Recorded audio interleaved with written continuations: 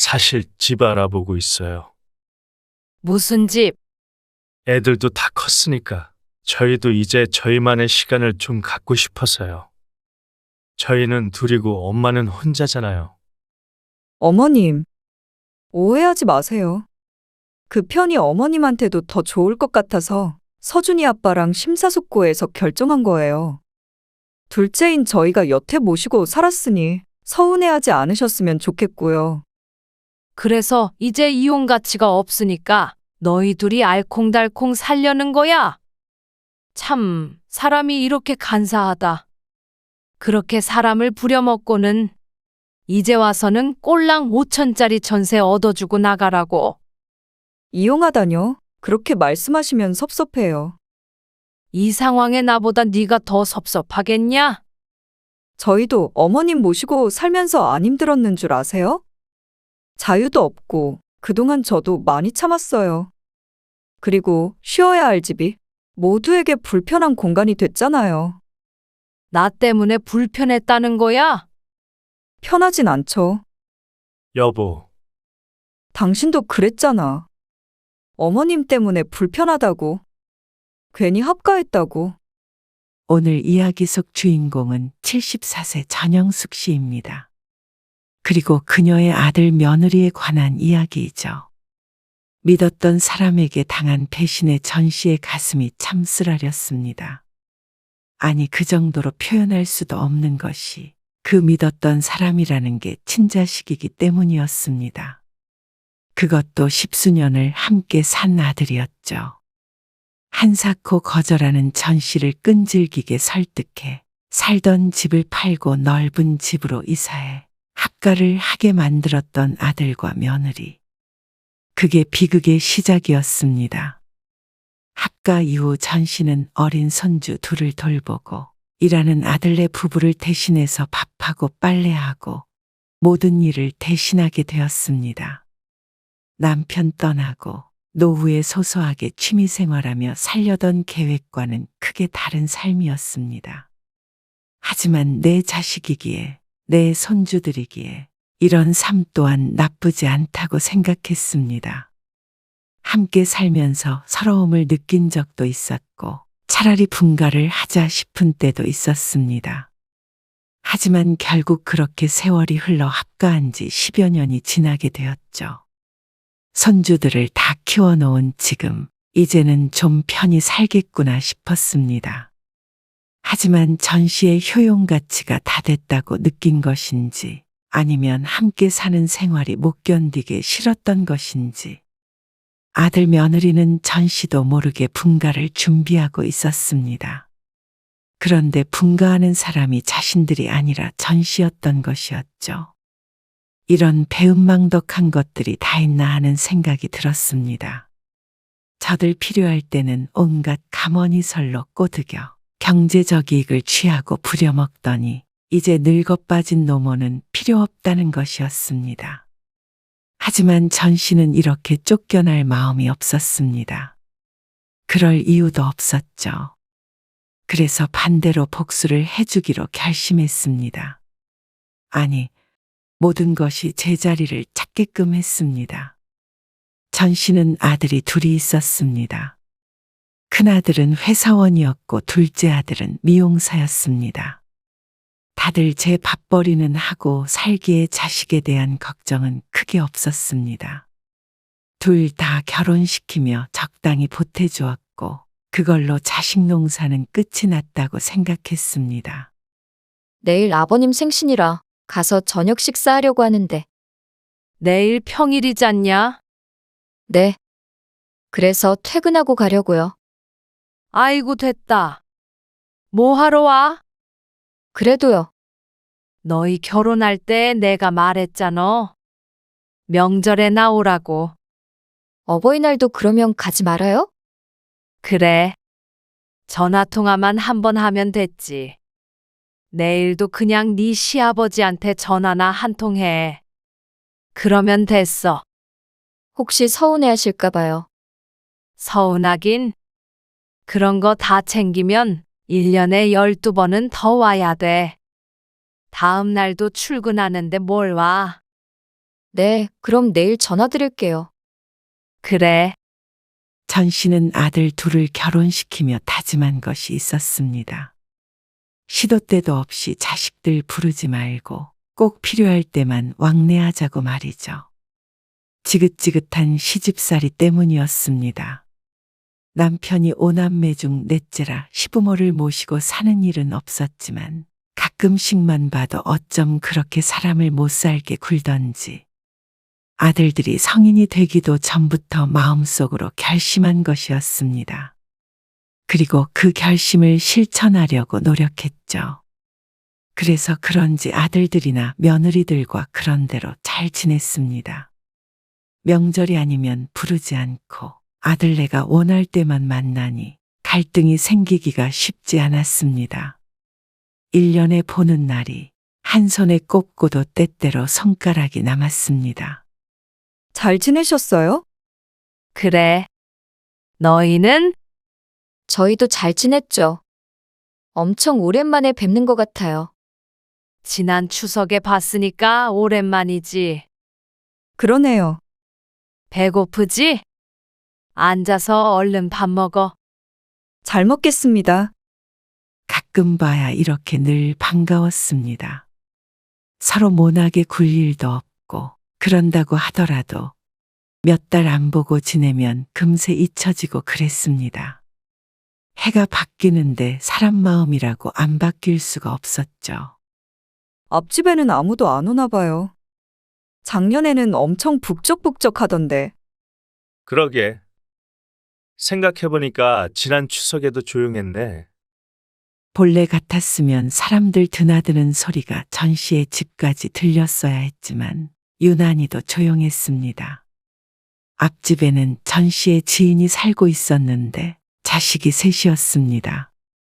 그리고 작년에 자식들과 사이가 틀어져서 안 보고 산지 꽤 되었습니다.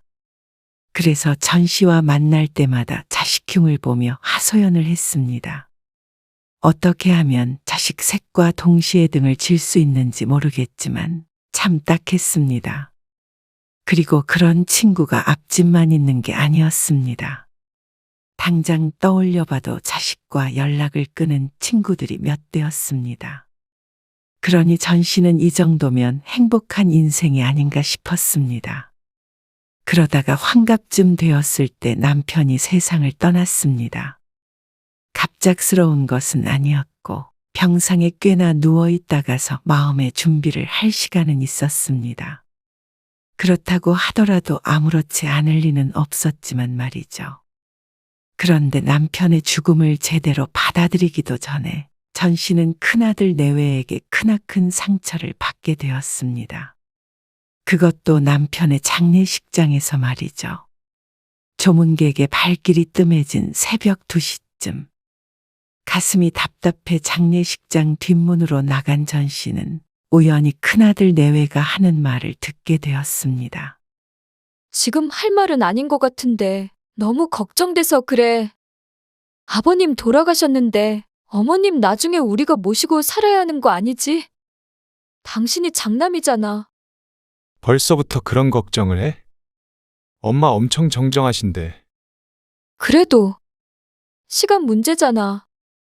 에이, 그럴 일은 없을 것 같긴 한데. 근데 합가하게 되면 좋은 점도 있지 않아? 애들도 키워주실 거고. 당신 맨날 일하면서 애들 잘 못 챙겨서 괴롭다고 그랬잖아. 뭐? 애들 잘 못 챙겨도 시어머니까지 모셔야 되는 건 더 괴롭지. 그런가? 나는 당신 일 때문에 엄마랑 같이 살면 좋지 않을까는 생각했지. 절대 아니야. 아이고, 알았어. 나도 그럴 생각 없어. 그냥 당신 걱정에 해본 생각이야. 정말이지? 그래. 장남이라고 부모 모시고 살라는 법 있어. 어머님 나중에 아프셔도? 그래. 병원에 가셔야지. 그러면. 치매에 걸리셔도? 치매. 치매도 전문 병원에 가셔야겠지. 요양원이나. 아, 절대 안 모신다니까. 약속해. 자, 손가락 걸어. 하늘이 두 쪽 나도 안 모실게. 됐지? 그러면서 서로의 새끼손가락을 부여잡고 있는 모습을 전 씨는 오래도록 지켜보았습니다. 장례식장에서 할 말이 아닌 걸 아는데 왜 그렇게 경솔한 대화를 나누었는지 몰랐습니다. 그리고 듣지 않았다면 더 좋았을 걸 하고 생각했죠. 어디 갔다 오셨어요? 밖에 잠깐. 안색이 안 좋으세요. 좀 쉬세요. 아니다. 그리고 5분쯤 지나자 큰아들 내외도 들어왔습니다. 말없이 나란히 앉아 있다가 문득 전 씨가 말을 했습니다. 아버지 안 계셔도 합가할 생각 없다. 나도 혼자가 편해. 뜬금없는 전 씨의 말에 둘째 아들네는 어리둥절한 표정을 지었습니다. 그리고 큰 며느리의 안색이 굳어졌죠. 그러니까 너무 걱정하지 말란 소리야. 엄마, 그게 아니고요. 그러자 싸해진 분위기를 읽었는지 작은 아들도 숨을 죽였습니다. 더는 말 안 해도 돼? 혼자여도 내가 몸이 불편한 것도 아니고 치매에 걸린 것도 아니잖냐. 그러자 아들은 변명을 포기하고 입을 다물었습니다. 큰 며느리와도 나쁘지 않은 사이라고 생각했지만 그렇게 진절머리를 낼 줄은 몰랐습니다. 하지만 며느리가 시모와 함께 살고 싶지 않아 하는 건 이해가 갔습니다. 다만 새끼손가락까지 걸어가며 아프면 병원에, 치매면 요양원에 데리고 가겠다는 아들이 전 씨를 더 아프게 했죠. 그래서 그날 이후로 아들네와는 뜸하게 지냈습니다. 서로가 의식적으로 피하는 것 같았죠. 사실 생각해보면 별거 아닐 수 있었지만 그래도 전 씨도 사람이기에 아들 며느리 얼굴을 보기가 껄끄러웠습니다. 그런데 나중에 작은 아들 내외가 찾아와 조심스럽게 말했습니다. 형이 한 말은 잊어버리세요. 다 잊었어. 무슨 말을 했는지 이미 형제간의 얘기가 오간 모양이었습니다. 그런데 작은 아들이 덧붙이는 말에 전 씨는 다소 당황스러웠죠. 저희는 오히려 합가를 했으면 해요. 뭐? 같이 살자고? 네. 이게 무슨 뜬금없는 말인가 싶었습니다.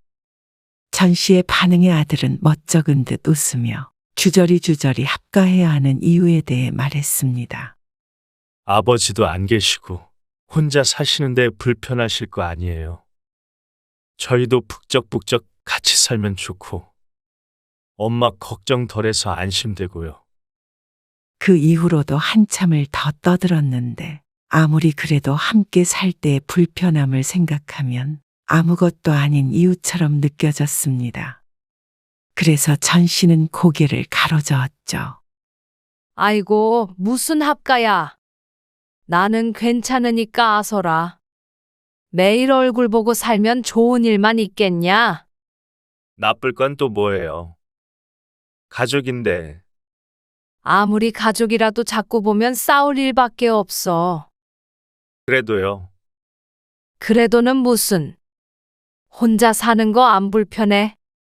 네 아빠 입원하고 한참을 혼자 살았는데 이제 와서 뭐가 적적하다고. 이렇게 단칼에 거절당할 줄은 몰랐는지 작은 아들은 당황스러운 눈치였습니다. 그러니까 옆에서 추임새를 넣던 작은 며느리가 아들의 옆구리를 쿡쿡 찔렀죠. 아, 그게요. 사실은 아들이 살림을 합치려는 이유가 따로 있었습니다. 저희 미용실 좀 넓혀서 가려고 하는데 그래서 집을 정리할까 해요. 너희 사는 집을? 네. 대출 알아보니까 이미 대출이 좀 있어서 많이 안 나오더라고요. 사업자 대출도 있긴 한데 이왕이면 출혈이 적은 게 좋으니까요. 그래서 너희 집 팔고 우리 집에서 살겠다는 말이야? 기왕이면 저희 돈 조금 보태서 좀 큰 집으로 가는 게 어때요? 맞아요, 어머님. 그리고 그게 아니더라도 저희가 어머님이 너무 필요해요. 일하면서 애들 보기 쉽지 않네요. 애들도 할머니 좋아하니까 같이 살면 진짜 좋아할 거예요. 며느리가 통사정을 했습니다. 큰아들은 애를 못 봐도 절대로 시모랑은 못 살겠다고 하는데 작은 아들네는 전 씨가 필요하다고 난리였습니다. 그런데 희한하게도 전 씨는 그 말이 귀에 꽂혔습니다. 나이 드니 나는 참 쓸모없구나 생각하고 있었습니다. 자식조차 자신을 원치 않아 하고 말이죠. 그런데 그 와중에 내가 필요하다는 말에 조금 혹한 것도 있었습니다.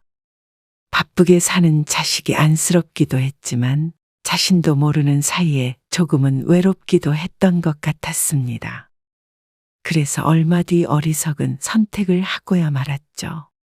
아들은 살던 집을 팔았고 전 씨는 평수를 조금 넓혀서 이사를 했습니다. 더 보태려고 했는데 생각보다 인테리어 비용이 많이 초과가 돼서요. 아이고, 됐다. 너희 미용실에 놨어. 많이 보태겠다고 해서 평수를 넓힌 것이었지만 막상 아들은 2천만 원을 보탰습니다. 집값을 생각한다면 터무니없이 적은 금액이었지만 전 씨는 아들네 사정을 생각해서 더 받지 않았습니다. 이왕 미용실을 확장하는 거 뭐든 제대로 해야 된다고 생각했죠. 근데 명의는 그런데 아들이 뜬금없는 질문을 했습니다. 2천만 원 보태고 명의를 누구 앞으로 할 것인지 물었는데 전 씨는 당연히 자신의 앞으로 한다고 생각했습니다. 하지만 생각해보니 아들 돈도 들어가긴 해서 어떻게 해야 하나 싶었습니다. 그래도 명의는 엄마 앞으로 할게. 2천만 원 필요하다면 돌려주고. 아니에요. 그럼 살다가 나중에 재산 정리할 일 있으면 그때 다시 생각해보자. 알겠어요. 아무리 괘씸해도 큰아들이 있으니 함부로 작은 아들 앞으로 아파트를 줄 수는 없었습니다. 그랬다가는 자식들 간의 사이도 장담할 수 없게 될 것이 뻔했습니다. 그리고 아들네 부부는 좋은 위치에 크고 번듯한 미용실을 차렸습니다. 원래 운영하던 것의 서너 배는 큰 규모였고 그만큼 비용이 많이 들었습니다. 중간에 전시의 자금도 추가적으로 들어가기도 했습니다. 어머님, 저 오늘 늦게까지 손님이 있어서요. 늦을 것 같아요. 서준이 아빠도 늦어? 네. 퇴근하면 9시쯤 될 것 같네요. 알았어. 그러면 내가 애들 데리고 들어올게. 네, 감사해요. 아무래도 둘 다 회사원이 아니다 보니 퇴근 시간이 들쑥날쑥했습니다. 게다가 미용실에 손님이 많아져서 직원을 2명 더 뒀는데도 이렇게 바쁜 날들이 많았죠. 원래는 며느리 먼저 퇴근해서 애들을 돌보다가 이제 전 씨가 있으니 마음 놓고 일을 했습니다. 감사해요. 어머님 계셔서 얼마나 다행인지 몰라요. 그러게. 초조하지도 않고. 고맙긴. 어차피 집에 있는데. 그리고 퇴근해서 오면 사람 사는 냄새가 나는 것 같아요. 그게 뭐야? 늘 일만 하느라 정신없었는데 어머님 계시니까 좀 가정집답네요. 밥 짓는 냄새도 나고. 맞아. 퇴근해서 들어오면 군침 돌지. 아들 내외의 말에 전 씨도 기분 좋은 웃음을 지었습니다.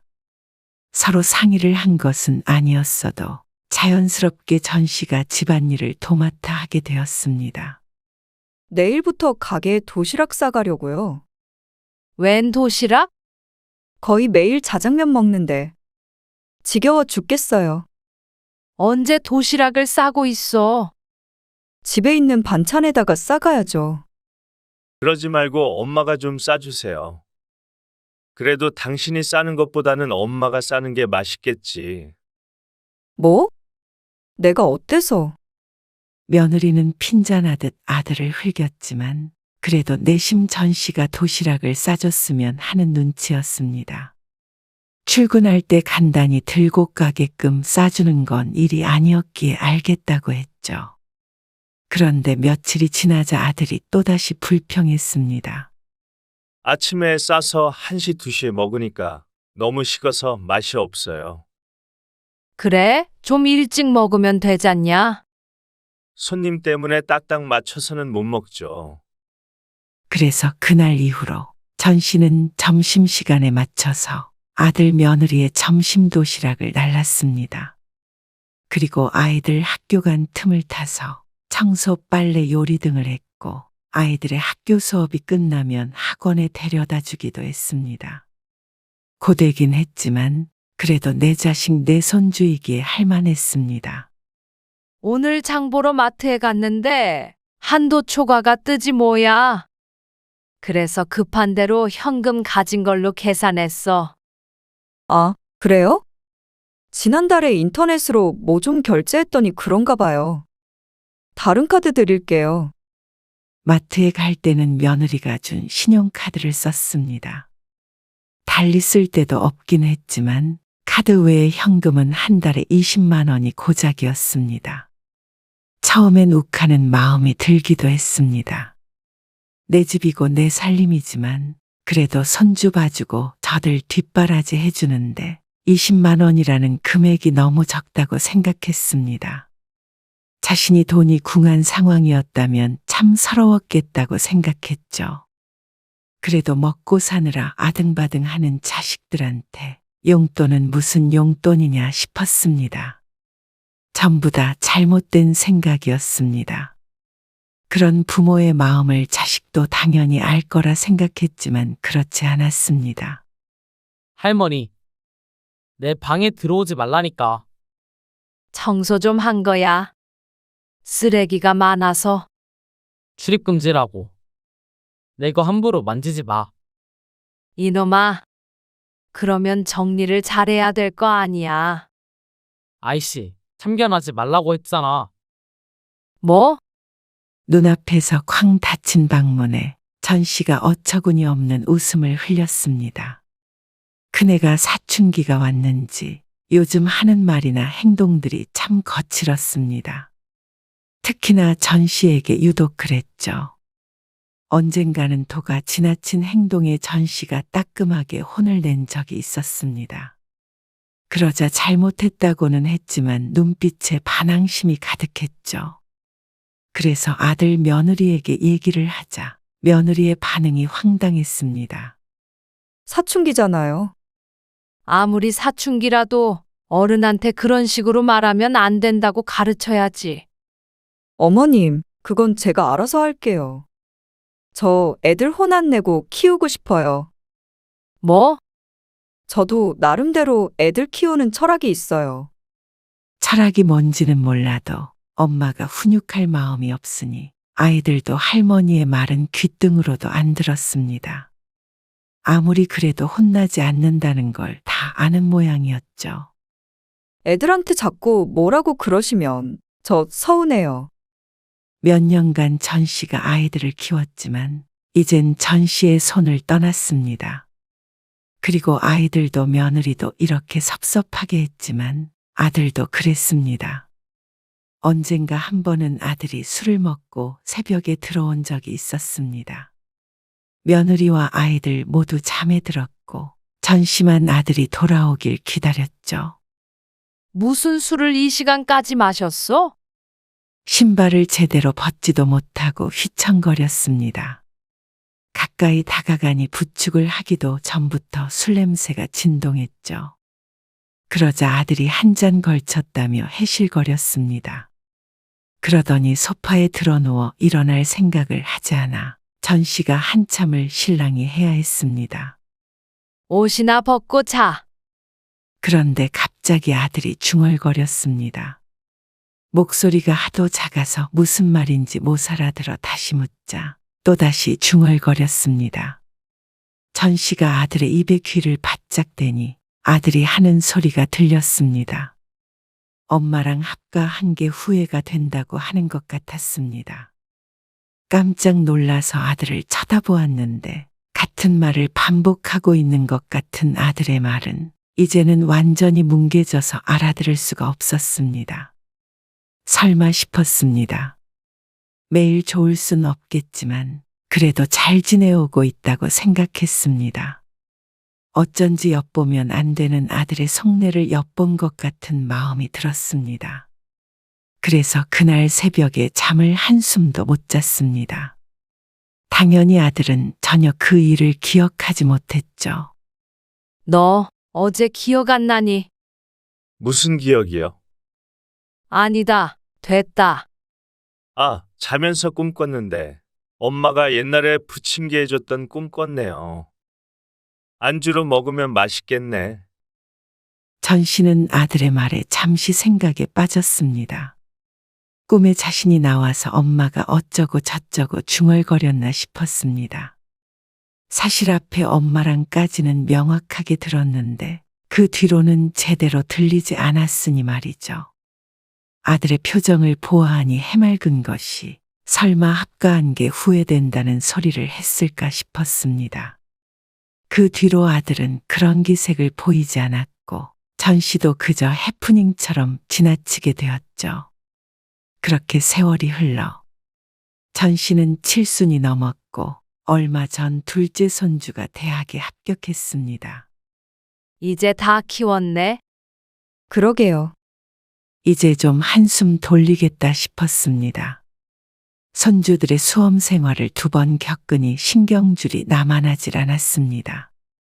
집은 항상 살얼음판을 걷는 것 같았고 다들 날카로워져 전 씨는 늘 눈치를 봐야 했습니다. 다행히 원하는 대학에 합격해서 이제는 웃을 수 있었습니다. 기숙사 들어간다고? 네. 학기 시작하기 전에 짐 싸서 나갈 거예요. 집이 휑해지겠네. 그렇겠죠. 근데 엄마, 드릴 말씀이 있는데요. 뭐? 얼마 전에 형이랑 통화했거든요. 근데 이 진명의 말이에요. 그거 제 앞으로 해도 된대요. 순간 무슨 말인지 얼른 이해가 가지 않았습니다. 예전에 이 집 제 앞으로 주신다고 하셨잖아요.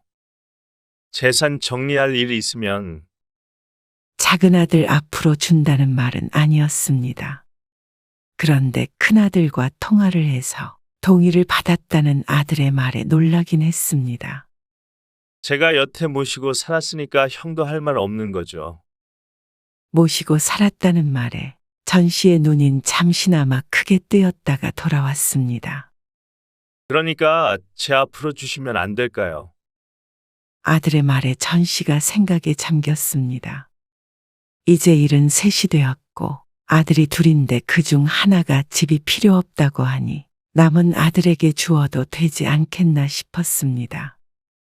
그리고 어차피 같이 살고 있으니까 이제 와서 명의가 크게 중요한 것 같지 않았습니다. 그래서 전 씨가 고개를 끄덕이자 아들 며느리가 크게 기뻐했죠. 자, 이거 달라던 서류. 오늘 때 왔어. 도장도 쳐주세요. 그거는 내가 찍어야 하는 거 아니야? 위임장이 있어서 제가 해도 돼요. 아들이 필요하다는 서류를 챙겨서 넘겨주었습니다. 그러자 아들은 밥을 먹지 않아도 배부른지 아침을 설렁설렁 먹으면서도 웃는 낯이었습니다. 잠깐만요. 저 차에 좀 다녀올게요. 곧 명의이전을 하러 나간다는데 꺼내놓을 짐이 차에 있다며 아들이 나갔습니다. 잘 먹었습니다. 그래. 오늘 어디 나가니? 친구랑 약속. 대학 가기 전에 한번 보자고 해서. 작은 손주의 말에 고개를 끄덕이고 있는데 식탁 위에서 휴대폰 벨소리가 울렸습니다. 아들의 휴대폰이었습니다. 부동산. 그런데 손주가 아들의 휴대폰을 물끄러미 보더니 울리는 전화를 받아버렸습니다. 여보세요. 잠깐 자리 비우셨는데요. 네. 전세요. 아닐 건데 5천만 원이요. 저는 잘 몰라서요. 오시면 전화드리라고 할게요. 네. 의문 가득한 대화를 나누고 전화를 끄는 손자가 말했습니다. 무슨 5천만 원짜리 전세집을 구한다는데. 아빠가 무슨 말이야? 너 기숙사 들어간다며? 서울엔 5천만 원짜리 집도 없어. 그게 아니라 이 동네에서 구하는 것 같은데. 그런데 때마침 아들이 들어왔습니다. 그러자 아들이 전화에 대해서 설명했죠. 그러자 아들의 표정이 이상하게 바뀌었습니다. 아, 그게. 무슨 집을 알아본다는 거야? 저는 먼저 가볼게요. 손주가 자리를 뜨고도 전 씨의 아들은 한참을 머뭇거렸습니다. 뭔데 그래? 서준이 애미 모르게 이상한 짓 하고 돌아다니는 거 아니지? 아, 그런 거 아니에요. 그럼 뭔데? 그러자 아들이 한숨을 푹 쉬며 말했습니다. 집 알아보고 있어요. 그러니까 무슨 집? 애들도 다 컸으니까. 저희도 이제 저희만의 시간을 좀 갖고 싶어서요. 뭐? 그래서 전셋집을 구해서 나가려는 계획인가 싶었습니다. 놀라서 되물었는데 아들이 표정이 더 이상해졌죠. 그게 아니고요. 저희는 둘이고 엄마는 혼자잖아요. 그 말에 아들이 무슨 말을 하고 있는지 깨달았습니다.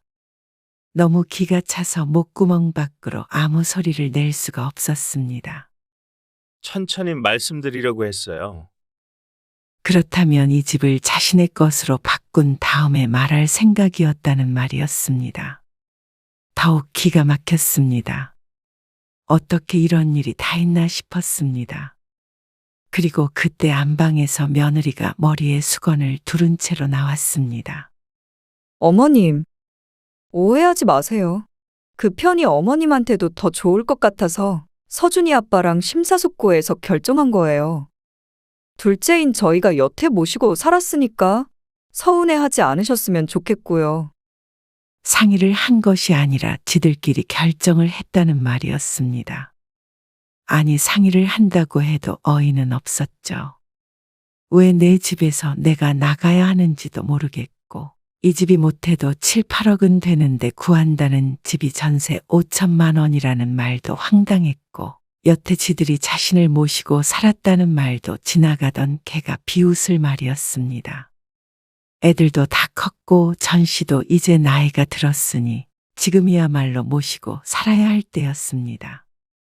그런데 조금 더 젊을 땐 뽑아먹을 대로 뽑아먹더니 이제 더 이상 나올 것이 없을 것 같아 집을 뺏고 쫓아내는 건가 싶었습니다. 애들 수월하게 키우고 경제적 도움도 받고 공짜 도우미도 부리고 참 편히 살아놓고는 어떻게 모시고 살았으니 자식 할 도리 다 했다는 말이 나오는지 몰랐습니다. 그래서 이제 이혼 가치가 없으니까 너희 둘이 알콩달콩 살려는 거야? 참, 사람이 이렇게 간사하다. 그렇게 사람을 부려먹고는. 너무 기가 막혀서 말도 제대로 나오지 않았습니다. 이마저도 손주가 전화를 받지 않았다면 까맣게 모를 일이었습니다. 이용하다뇨? 그렇게 말씀하시면 섭섭해요. 이 상황에 나보다 네가 더 섭섭하겠냐? 저희도 어머님 모시고 살면서 안 힘들었는 줄 아세요? 자유도 없고 그동안 저도 많이 참았어요. 무슨 자유가 어떻게 없었다는 건지 몰랐습니다. 애들 어릴 때도 전 씨에게 맡겨두고 이곳저곳 여행도 자주 다녔던 아들 부부였습니다. 그렇게 따지면 전 씨에게는 감옥이나 마찬가지였습니다. 어떻게 저렇게 이기적인 말을 할까 싶었습니다. 그리고 쉬어야 할 집이 모두에게 불편한 공간이 됐잖아요. 나 때문에 불편했다는 거야? 편하진 않죠. 여보, 당신도 그랬잖아. 어머님 때문에 불편하다고. 괜히 합가했다고. 그러자 아들이 양심에 찔리는지 눈을 못 마주쳤습니다. 예전에 들었던 후회한다는 소리가 잘못 들은 게 아닌 듯 했습니다. 너무 충격적이었습니다. 밥해주고 빨래해주고 청소해주고 한때는 도시락까지 몇 년간 해다 줬는데 어떻게 나 때문에 모두가 불편했다고 얘기하는지 허무했습니다. 너희는 여태 얼마나 편하게 살았는지는 생각 안 하냐? 합가를 내가 원해서 한 것도 아니고 너희들 미용실 차린다고 밀고 들어온 거잖냐? 밀고 들어오긴요. 저희도 이 집 살 때 돈 보탰어요. 뭐 2천만 원? 그리고 인테리어 비용 부족하다고 4천 가져갔잖냐? 그건 아무튼간 이렇게 서로 다른 생각을 하고 있는데 한 집에서 사느니 이제 서로 따로 사는 게 낫죠. 어머님도 그러셨잖아요. 매일 보면 나쁠 일만 있다고요. 그런데 왜 나를 내보내? 여긴 내 집이야. 이제는 제 집이죠. 아들이 식탁 옆에 있는 종이 뭉치를 가리키며 말했습니다. 날강도가 따로 없었습니다. 그깟 서류가 중요하냐? 내가 안 준다는데? 전 씨가 종이들을 얼른 집어서 박박 찢어버렸습니다. 엄마? 어머님, 이렇게 나올 줄은 몰랐는지 아들 며느리가 혼비백산했죠. 나가려거든 너희가 나가라? 아니다. 너희한테 선택권은 없으니까 당장 나가. 나가라뇨. 저희는 못 나가요. 참 뻔뻔한 인간들이었습니다. 머리끝까지 분노가 차올랐습니다. 이런 걸 내 자식이라고 그동안 뒷바라지를 했나 싶었습니다. 힘들어도 서러워도 서운해도 그래도 혼자 있는 엄마 걱정된다던 아들이기에 애지중지 키웠던 자식이기에 참고 살았습니다. 하지만 첫 단추부터 잘못 꿰어진 듯 했습니다. 그래서 모든 걸 망쳐버렸죠. 이번 주 안으로 짐 빼라. 그런 법이 어디 있어요? 우리나라에 그런 법이 왜 없냐? 내 집에서 도둑놈 쫓아내겠다는데 누가 뭐라 그래? 도둑놈이요! 이 집에 저도 돈 냈다니까요. 그래 2천만 원? 그거는 네가 빌려간 사업 자금으로 퉁치고 너나 2천만 원 더 갚아라. 그것도 다 법으로 따져보자. 진짜 이러실 거예요? 그러자 아들이 바닥에 드러누웠습니다. 이 집에서 한 발자국도 나갈 수 없다면서 말이죠. 일이 지저분하게 흘러갔습니다. 하지만 한 발자국도 안 나가는 건 전 씨였습니다. 어차피 나갈 일도 없는데 누가 이기나 해보자 싶었습니다.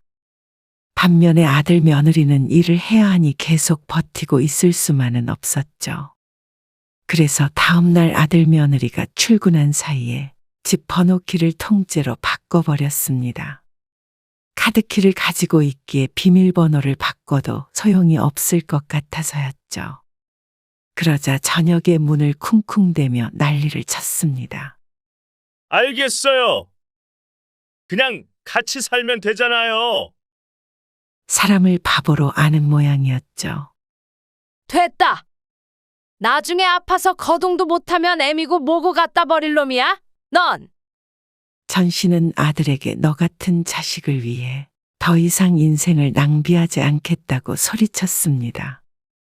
그리고 아들 며느리가 후퇴를 하자 다음 날에 이삿짐 센터를 불러서 짐을 싹 빼버렸습니다. 그러고 나서 미용실로 짐을 보내버렸죠. 전화에 불이 났습니다. 그리고 옆에서는 짐을 어디에 내려놓냐며 호통치는 남자의 목소리도 들렸습니다. 이런 식으로 하실 수는 없어요.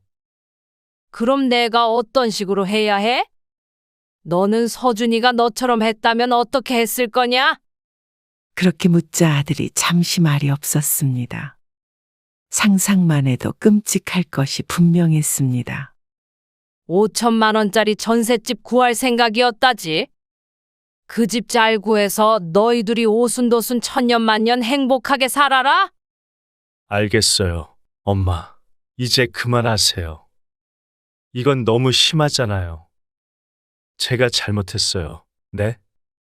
지금 손님도 있는데 여기 난리도 아니에요. 부디 잘 살아라? 전 씨가 전화를 끊어버렸습니다. 그리고 짐이 싹 빠진 횡한 집을 둘러보았습니다. 전 씨 혼자 살기엔 큰 집이라 곧 팔아야 할 것 같긴 했습니다. 그리고 그 편히 아들도 찾아오지 않고 좋을 것 같았죠. 불과 2, 3일 만에 벌어진 일에 전 씨도 정신이 하나도 없었습니다.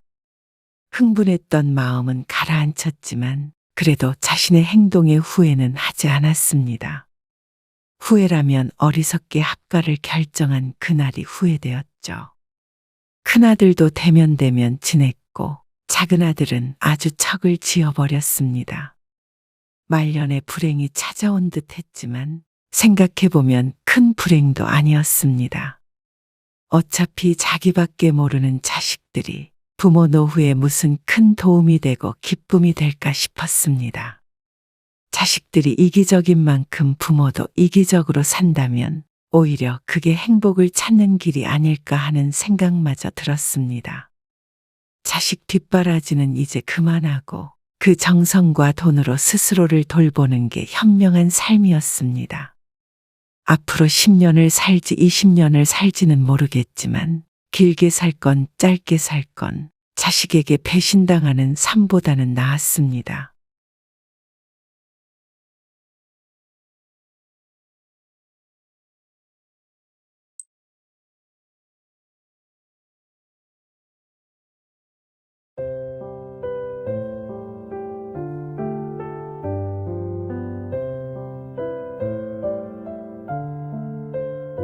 아니, 동서. 어떻게 나랑 따로 의논도 안 하고 다들 있는 톡방에서 250만 원 소리부터 해? 동서가 맏며느리야? 아니요, 그게 아니라 여쭤본 거예요. 팔순에 무슨 250만 원씩이나 모아? 너무 많잖아. 아, 너무 많아요? 그니까 1,000만 원 드린다는 거잖아, 지금. 무슨 팔순에 그만큼이나 드려? 칠순도 그렇고 환갑에도 잔치도 안 해드렸잖아요. 원래 그때는 안 하는 거라니까. 그럼 팔순은요? 팔순도 그냥 조용히 식사만 하고 끝내. 한 30만 원씩만 모으고. 저는 30만 원은 못 하겠어요. 차라리 각자 하죠. 1,000만 원 모아서 드리는 건 하지 말고요. 나이도 먹을 만큼 먹었는데 동서는 왜 그렇게 생각이 짧아? 뭐라고요? 그러면 셋은 250만 원 내고 나 혼자 30만 원 내라고? 진짜 이기적인 거 아니니? 같은 며느리인데 동서는 200 얼마 하고 나는 30만 원 하면 내가 뭐가 돼? 뭐가 되긴요. 시어머니 팔순에 30만 원 드린 며느리 되는 거죠. 뭐? 오늘 이야기 속 주인공은 57세 김명화 씨입니다. 그리고 그녀의 시집 식구들에 관한 이야기이죠. 그 중에서도 김 씨의 큰동서에 대한 얘기를 해볼까 합니다. 시부모에게 받을 도움은 다 받고 금전적인 지원도 가장 많이 받았던 큰동서는 얌체였습니다. 그 말로밖에는 설명이 안 됐죠. 명절만 되면 시집에 와서 시름시름 알아눕던 큰동서. 어떻게 몸이 그렇게 귀신같이 알고 일할 때만 아픈지 신기했습니다. 그래도 싫은 소리 한 번 하지 않았던 시어머니. 큰 며느리 아프니 작은 며느리 고생한다며 당신이 다 하겠다고 팔을 걷어붙이던 시어머니. 그런 시어머니의 팔순에 형제끼리 돈을 모아서 내자고 하자 큰동서는 꼴랑 30만 원만 내겠다고 했습니다. 그러면서 많이 내겠다는 김 씨에게 전화해 화를 냈죠. 큰동서 큰 집으로 이사할 때 빚까지 내가며 도와줬던 시모의 팔순에 30만 원이 말인가 싶었습니다.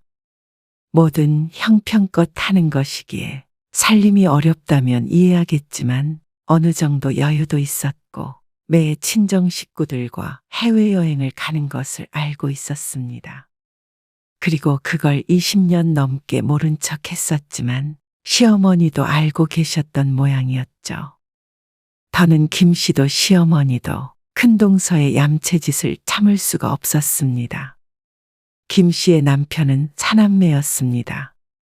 아들 둘, 딸 둘이었는데 그 중에서 남편은 둘째 아들이었죠. 시부모님은 좋은 분들이었습니다. 그래서 김 씨는 참 다행이라고 생각했습니다. 친정엄마가 시집살이로 고생하는 걸 보며 자랐기 때문에 두려움이 있었는데 순한 시부모를 만나 자신은 운이 좋다고 생각했죠. 그래서 김 씨는 시집에 잘하려고 노력했습니다. 물론 남편도 그만큼 처가에 신경을 많이 썼습니다. 이렇게 보면 모두가 행복할 것 같은데 맛있는 음식을 먹다 돌을 씹은 듯 자꾸만 신경 쓰이는 흠이 하나가 있었습니다. 어쩔 땐 남편이 외동아들이었으면 했습니다. 이럴 때 보통은 시누이들의 괴롭힘 때문이었을 텐데 김 씨의 시집은 달랐습니다. 바로 큰동서 때문이었죠. 김 씨 부부보다 1년 먼저 결혼한 큰동서는 김 씨와는 전혀 다른 성격의 사람이었습니다. 어머님, 저희 왔어요. 왔니? 멀리서 오느라 고생했어. 형님은요? 벌써 와 있지. 결혼 후 첫 명절, 연휴 첫날 오후에 시집에 도착하자 이미 형님네는 와 있는 상태였습니다. 아주버님, 안녕하셨어요. 근데 형님은 아, 아파서 방에 누워 있어요. 얼마나 아픈데 누가 왔는지도 모르고 누워있나 싶어서 걱정스러운 표정을 지었습니다. 그러게. 와서는 계속 누워만 있어. 작년에도 그러더니 몸이 약해서 큰일이야. 보약 먹어도 소용없냐? 시어머니도 걱정스레 큰아들에게 물었습니다. 아주버니는 어색한 미소를 지으며 어깨를 으쓱했죠. 형님, 괜찮으세요? 작은 방에 있어도 인사는 해야 했기에 노크를 한 뒤에 슬쩍 문을 열어보았습니다. 그러니 목덜미에 파스를 붙인 채로 모로 누워있는 큰동서가 보였습니다. 큰동서는 김 씨를 보더니 얼른 대답을 못하고 마른 기침을 해댔습니다. 이렇게 보니 큰 병이라도 걸린 듯 아파 보였죠. 어머, 어디가 많이 아프세요?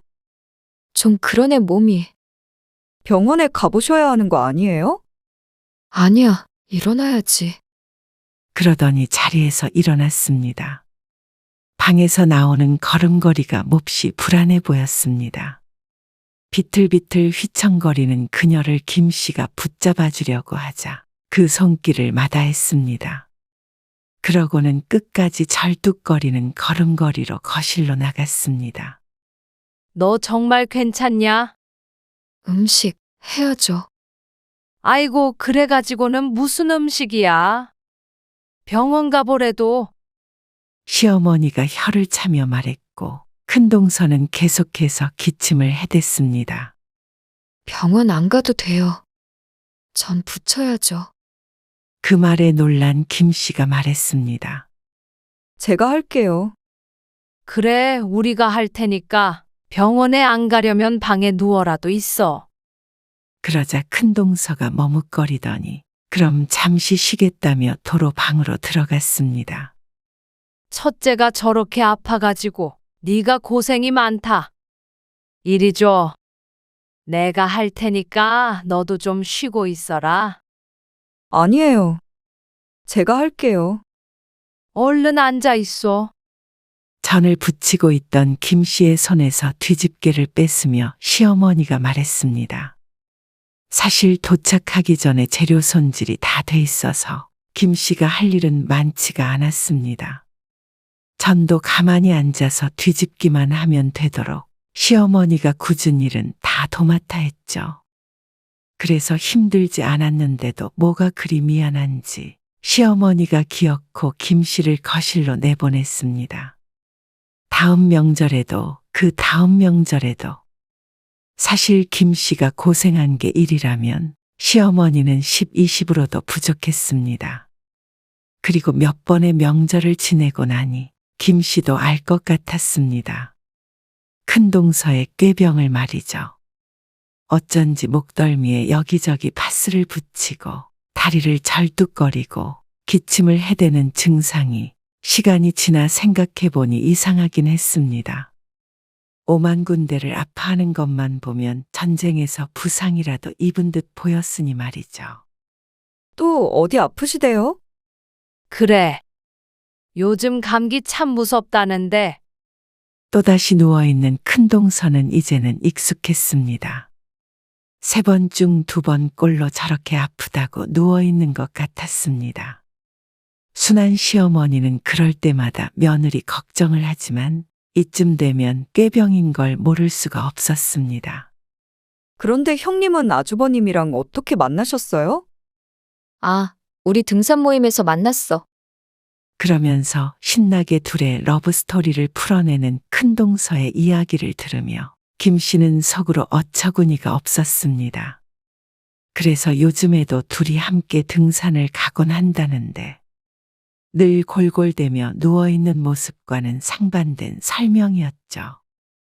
시어머니에게는 세상에 다시 없을 허약한 며느리였는데 얘기만 들어보면 무척 건강하고 재미지게 사는 것 같았습니다.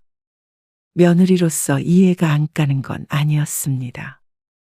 시집에 와서 불편하기도 할 거고 일하기 싫을 때도 있겠죠. 하지만 그로 인해서 더 고생해야 하는 사람들은 생각을 안 하나 싶었습니다. 시아버지마저도 일을 거두는데 어쩜 맏며느리가 돼서 저렇게 손을 놓고 있나 싶었습니다. 그래도 김 씨는 늘 큰동서를 웃으며 대하려고 노력했습니다. 시어머니가 그렇게 믿고 있는데 꾀병 같다는 소리도 할 수 없었고 1년에 몇 번 보지 않으니 괜히 분란을 만들고 싶지 않았죠. 그런데 큰동서는 어쩌다 가끔 꾀병을 안 부릴 때에도 꼭 앉아서 편하게 할 수 있는 일만 했습니다. 전이면 처음부터 끝까지 앉아서 세워라 내워라 점만 붙였고 마늘 까는 일을 시키면 앉아서 1시간 동안 마늘만 깠습니다. 동서, 이거 다 했는데 쪽파 썰까? 네. 잠시만요. 다 까다 드릴게요. 조금씩 줘. 복잡하니까. 아이고, 손목이 좀 아프네. 둘 다 쉬엄쉬엄 해라. 그동안 김 씨와 시어머니가 이리 갔다 저리 갔다 분주히 움직이고 큰동서가 앉아서 할 수 있게끔 재료를 손질에다가 갖다 주었습니다. 어쩌다가 그렇게 된지는 모르겠는데 하도 몸이 약하다 어쩐다 하니 김 씨도 모르게 눈치를 보게 된 것 같습니다. 그마저도 어찌나 앓는 소리를 하면서 하는지 몰랐습니다. 저번에 속초 가서 회 먹었는데 한 접시에 얼만 줄 알아? 기절초풍한다니까. 근데 또 그게 여행의 맛 아니겠어? 비싸서 그렇지 맛은 진짜 좋더라고. 동선에도 여유되면 한번 가봐. 그 와중에도 자랑은 꼭 해야 직성이 풀리나 싶었습니다. 말을 섞기만 하면 어디 여행이 어떻게 좋았고 음식은 어땠고 꼭 사고 싶은 게 있어서 멀리 어디까지 가서 사왔고 그런 얘기를 듣고 있자면 참 많이도 싸돌아다닌다 싶었습니다. 그래서 평소엔 안 아프신가 봐요 하고 묻고 싶은 걸 꼭 참아야 했습니다. 사람이 겪으면 겪을수록 어쩜 이렇게 밉상인지 몰랐습니다.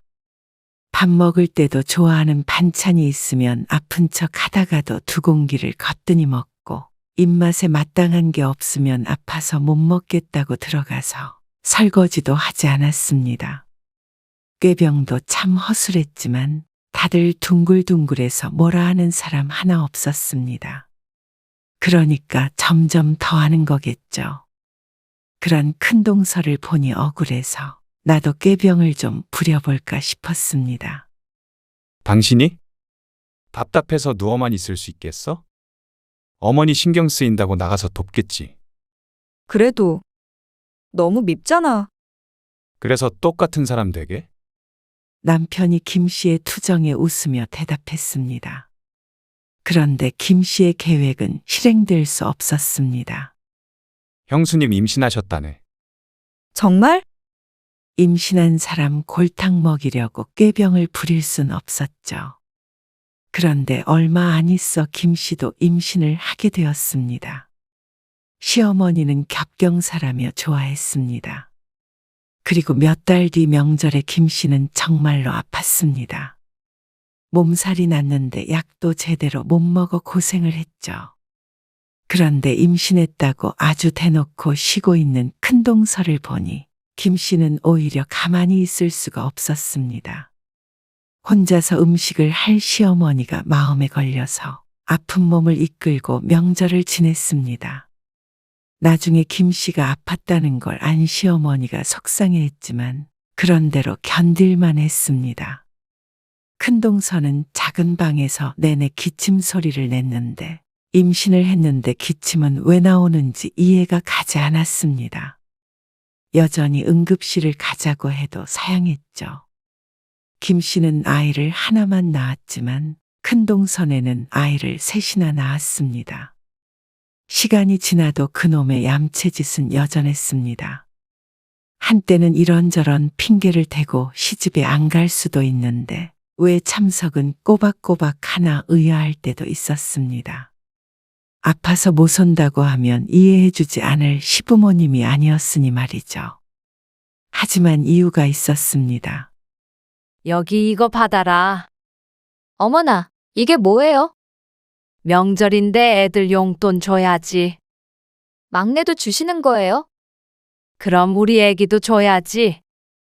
갓난쟁이 막내 손주에게까지 용돈을 챙겨주는 시어머니 때문에 참 열심히도 참석했습니다.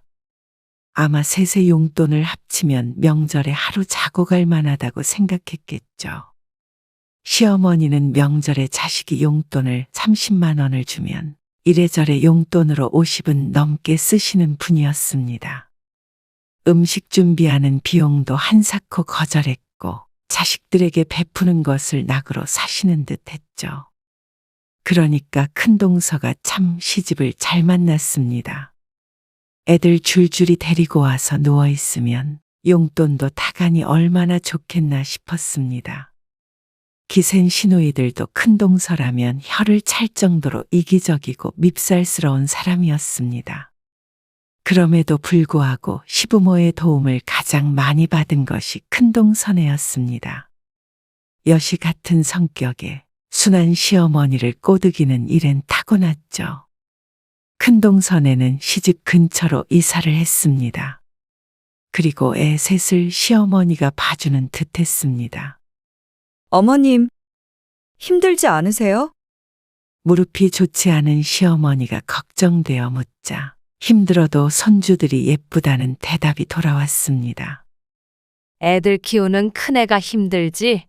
나는 가끔 봐주는 거고.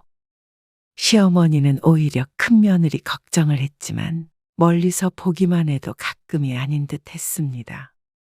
그런데 시어머니가 김 씨에게 조심스럽게 말했습니다.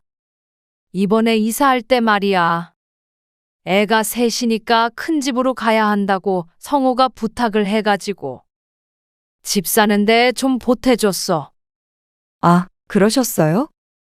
여유가 있으신가 싶었는데 시어머니가 먼저 말했습니다. 집 담보대출을 좀 받았거든. 그 말에 김 씨가 놀라서 되물었습니다. 담보대출이요? 그래. 그래서 혹시라도 너희 서운해하지 말라고. 너희들도 틀림없이 똑같이 나눠줄 거니까. 김 씨가 놀란 이유가 그것 때문이라고 생각한 듯 했지만 김 씨는 그저 대출까지 받아가면서 돈을 마련해줬다는 것에 걱정이 되었을 뿐이었습니다. 너희도 그렇고 선숙이 선미도 똑같이 챙겨줄게.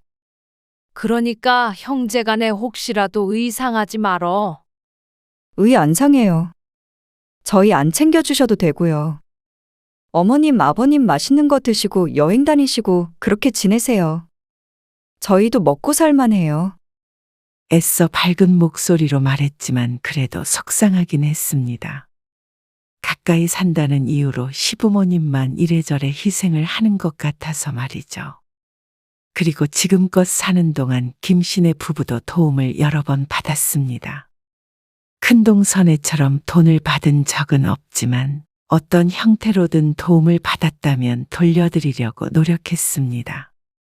7년 전 시아버지의 칠순 때였습니다.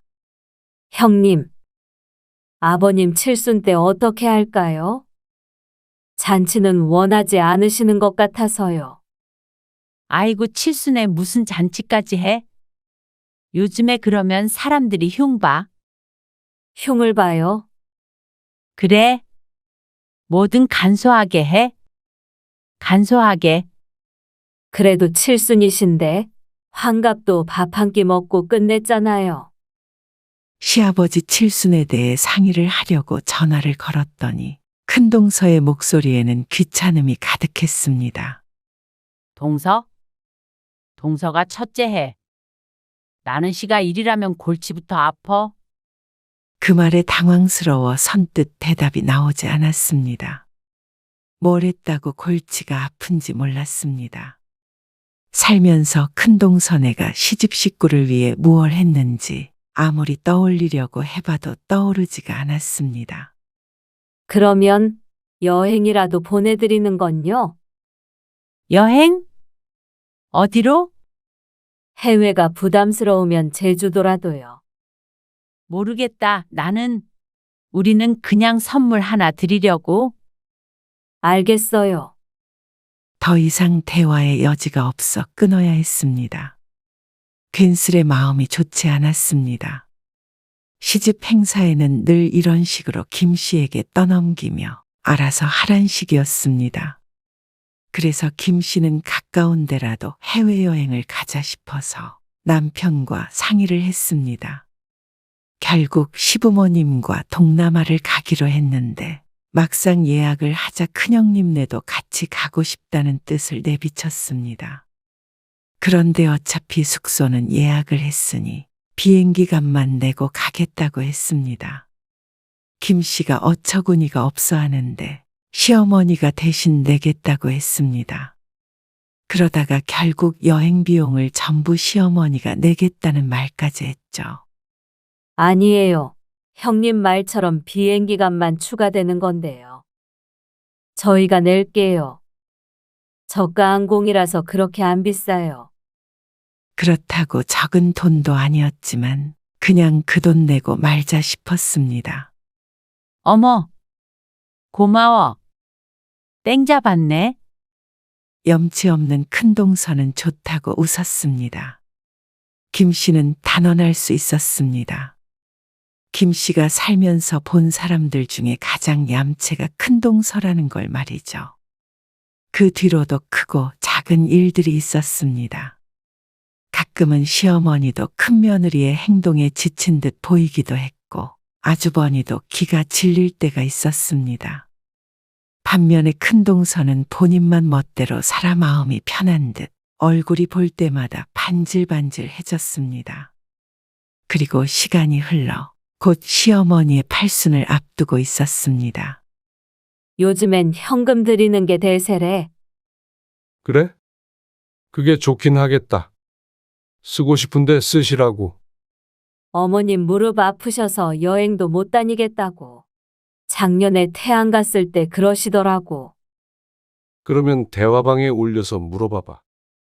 나는 각자 250만 원씩 내서 1000만 원 맞춰드리고 싶은데. 그러자 남편이 반색을 했습니다. 그래도 팔순인데 그 정도 지출은 할 수 있다고 생각했습니다. 하지만 다른 사람들의 의견도 들어야 했기에 남편의 말대로 시집 형제들이 초대되어 있는 카카오톡 대화방에다가 제안을 했습니다. 내 집이 250만 원씩 내서 1000만 원을 드리는 게 어떨까요? 이렇게 보냈어. 잘했어. 고맙네. 고맙긴. 사실 마음 같아서는 더 넉넉하게 드리고 싶었습니다. 하지만 그보다도 평소에 잘하자 싶었죠. 대화방에 글을 올리자 5분이 안 돼서 시누이들에게서 답장이 왔습니다. 시누이들도 찬성한다면서 남편처럼 김 씨에게 생각해줘서 고맙다는 말을 덧붙였습니다. 각자 똑같이 내자는 건데 자꾸 칭찬을 듣자 멋쩍었죠. 그런데 답장을 보내기도 전에 휴대폰이 진동했습니다. 형님한테서 전화 왔는데 메시지를 받나 싶어서 전화를 받자마자 못마땅한 말투가 들렸습니다. 아니, 동서가 맏며느리야? 어떻게 나랑 따로 의논도 안 하고 다들 있는 톡방에서 250만 원 소리부터 해? 네? 의논이요? 의논하려고 올린 건데. 그니까 동서가 맏며느리냐고? 아니요. 그게 아니라 여쭤본 거예요. 대화방에는 아주버니와 김씨 부부, 그리고 신우이 부부들이 전부 들어가 있었습니다. 거기에 김씨가 먼저 제안을 한 게 불만인가 싶었습니다. 그런데 계속해서 들려오는 말을 들으니 그 이유가 아닌 것 같았죠. 팔순에 무슨 250만 원씩이나 모아? 너무 많잖아. 아, 너무 많아요? 그니까 1,000만 원 드린다는 거잖아, 지금. 하지만 사람이 4명이었습니다. 그래서 1,000만 원이지 각자 250만 원씩은 낼 수 있는 거 아닌가 싶었습니다. 다들 형편이 어려운 것도 아니고 먹고 살만하면 부모에게 당연히 그 정도는 해드릴 수 있다고 생각했죠. 구순도 아니고 무슨 팔순에 그만큼이나 드려? 칠순도 그렇고 환갑에도 잔치도 안 해드렸잖아요. 원래 그때는 안 하는 거라니까. 그럼 팔순은요? 팔순도 그냥 조용히 식사만 하고 끝내. 한 30만 원씩만 모으고. 그러면 내 식구 해봤자 120만 원이었습니다. 김 씨도 돈이 남아노라서 용돈을 드리려고 한 건 아니었지만 그건 참 아니다 싶었습니다. 그냥 생신 때도 50만 원은 드렸는데 팔순에 30만 원씩 모아서 주자니. 저는 30만 원은 못 하겠어요. 차라리 각자 하죠. 1,000만 원 모아서 드리는 건 하지 말고요. 그런데 큰동서는 김 씨에게 버럭 화를 냈습니다. 나이도 먹을 만큼 먹었는데 왜 그렇게 생각이 짧아? 뭐라고요? 그러면 셋은 250만 원 내고 나 혼자 30만 원 내라고? 진짜 이기적인 거 아니니? 어처구니가 없어서 말이 안 나왔습니다. 같은 며느리인데 동서는 200 얼마 하고 나는 30만 원 하면 내가 뭐가 돼? 시누이들에게는 차마 이렇게 전화해서 퍼붓지는 못하고 만만한 게 김 씨인 모양이었습니다. 순간 김 씨도 머리에 열이 차오르는 듯 했습니다. 뭐가 되긴요? 팔순에 30만 원 드린 며느리 되는 거죠. 뭐? 큰동서가 김 씨의 말에 당황한 듯 어버버하고 웅얼거렸습니다. 용돈 드려도 명절이나 그런 때 애들 용돈으로 다 돌려주시잖아요. 뭐?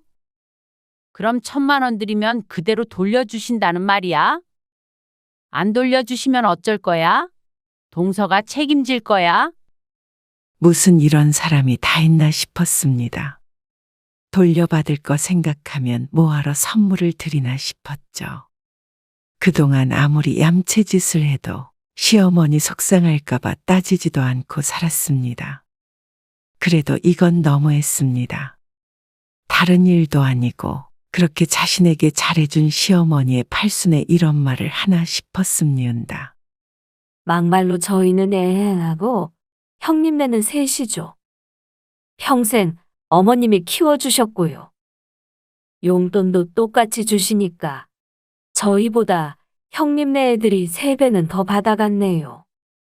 아, 그리고 지금 살고 계신 집으로 이사할 때도 어머님이 대출받아서 보태주셨잖아요. 그거 갚으신다고 어머님 고생 많이 하셨어요. 그러면 양심이 있어야죠. 뭐? 양심? 말 다 했어? 아니요. 그리고 형님, 30만 원 하실 거면 형님, 친정부모님이랑 해외여행 다닌 사진들이나 카톡에서 좀 지우세요. 어머님이 볼 줄 모르신다고 우리까지 모르는 거 아니에요. 다들 바보라서 가만히 있는 줄 아세요? 더러워서 피하는 거죠. 야, 부끄러운 줄 아세요. 그렇고는 전화를 끊었는데도 분이 덜 풀렸습니다. 옆에서 남편이 얼빠진 표정으로 김 씨를 바라보고 있었습니다. 그러다가 정신을 차려는지 짧게 박수를 몇 번 치며 말했습니다. 대단한 마누라구만. 그러면서 말 잘 들어야겠다고 너스레를 떨었습니다. 김 씨와 시누이들은 큰동선애를 빼고 300씩 모았고 김 씨네가 100만 원을 더 보태서 1000만 원을 맞춰서 드렸습니다. 그리고 큰동선은 정말로 30만 원만 냈습니다. 아주버니도 동의를 했는지 안 했는지는 몰라도 놀라울 따름이었습니다. 부부가 쌍으로 이렇게 양심이 없나 싶었습니다. 그동안 받아간 걸 생각하면 큰동선에는 300이 아니라 3천만 원을 내놔도 부족했는데 말이죠. 그러니까 시어머니도 생각이 많아진 듯 했습니다. 몇 해 전에 김 씨의 아이와 큰동선의 첫째가 나란히 취업을 했을 때도 용돈을 100만 원씩 주셨던 시어머니였습니다. 그런데 팔순의 큰며느리에게서 30만 원을 받은 게 아무래도 충격이 큰 모양이었습니다. 어머님, 자식들한테 너무 많이 퍼주고 그러지 마세요. 어머님, 아버님한테 쓰세요. 애들 용돈 줄 때도 지났고요. 그건 내가 주고 싶어서 주는 거고. 그렇게 생각하면 큰며느리는 주기 싫어서 안 주는 것이 되니 말을 내뱉고도 시어머니의 안색이 더 어두워졌습니다. 그러곤 속상한 속내를 드러냈습니다. 사실 이번에 땅을 팔았어. 크게 올라서 지금 팔아야 된다고 그러더라고. 그러셨어요? 처음 듣는 얘기였습니다. 동네 어귀의 뒷산에 걸친 땅이 크게 있다고는 들은 것 같았는데 동시에 경제적으로는 큰 가치가 없을 거라는 말도 들었었죠. 거기 근처가 이제 개발이 된다고 그래서 내놓기도 전에 사가더라고. 그래서 이참에 너희 나눠줘야겠다 생각했는데. 그걸 왜 저희를 줘요? 어머님 쓰셔야지. 우리가 돈 쌓아놓고 뭐해? 우리 쓸 돈은 충분히 있어. 그 땅은 우리도 없는 셈 치고 살았던 땅이었고. 땅을 팔아서 받은 금액이 세금을 제외하고 5억 정도가 된다고 했습니다. 그 말에 헉소리가 절로 나왔습니다. 그렇게 나요? 산이 전부 밀리고 뭔가가 들어선다고 했습니다.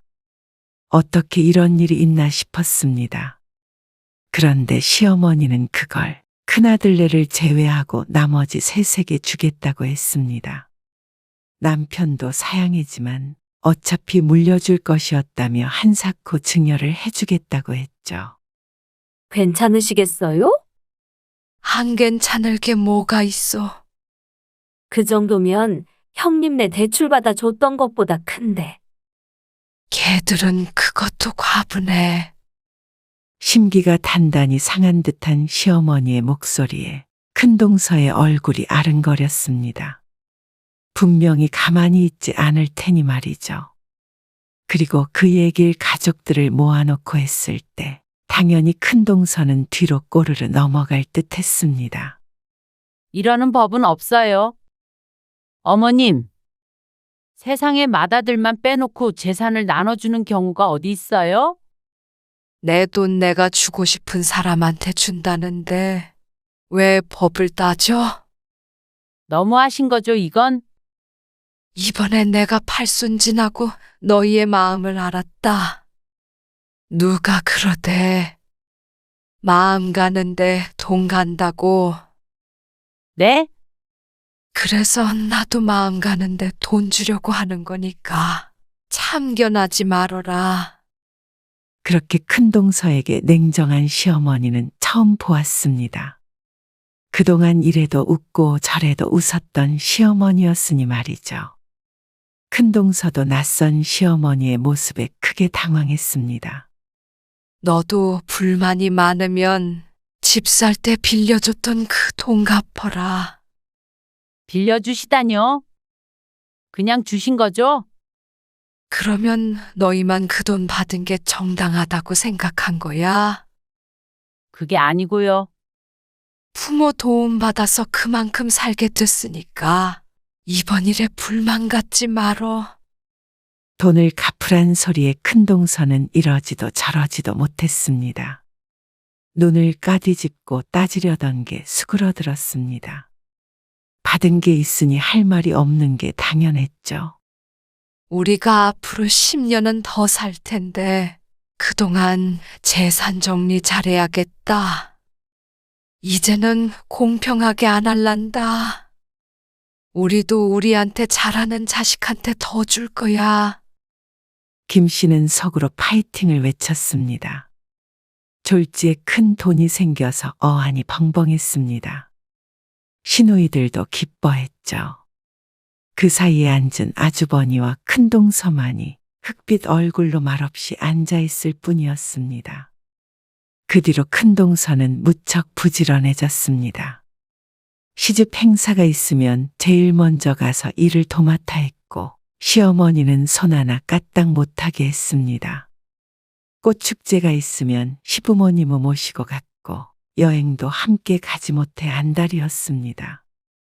그 모습이 어쩐지 참 짠하게 느껴졌습니다. 잘 보여서 부모 재산을 받아내려는 모습이 더 안 좋게 보인다는 사실을 본인만 모르고 있는 것 같았죠.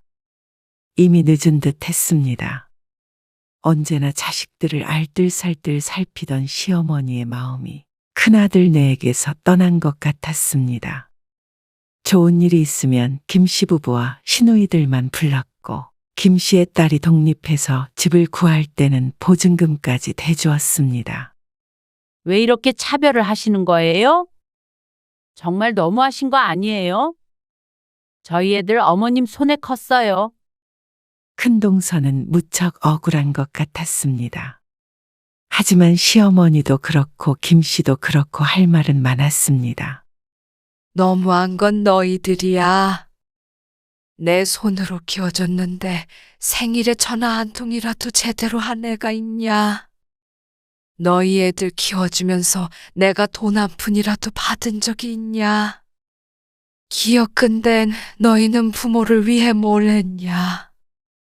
그러자 할 말이 있을 리가 없었습니다. 그 정도 대접받으면서 살았으면 마음 곱게 먹어라. 그동안 네가 아무리 못나게 굴어도 둘째가 뭐라고 불평이라도 한 적이 있냐? 말없이 네 목까지 한 둘째 며느리한테 더 마음 써도 넌 할 말 없어. 은근슬에 그동안 큰 며느리의 얌체짓을 알고 있었다는 듯이 말하는 시어머니.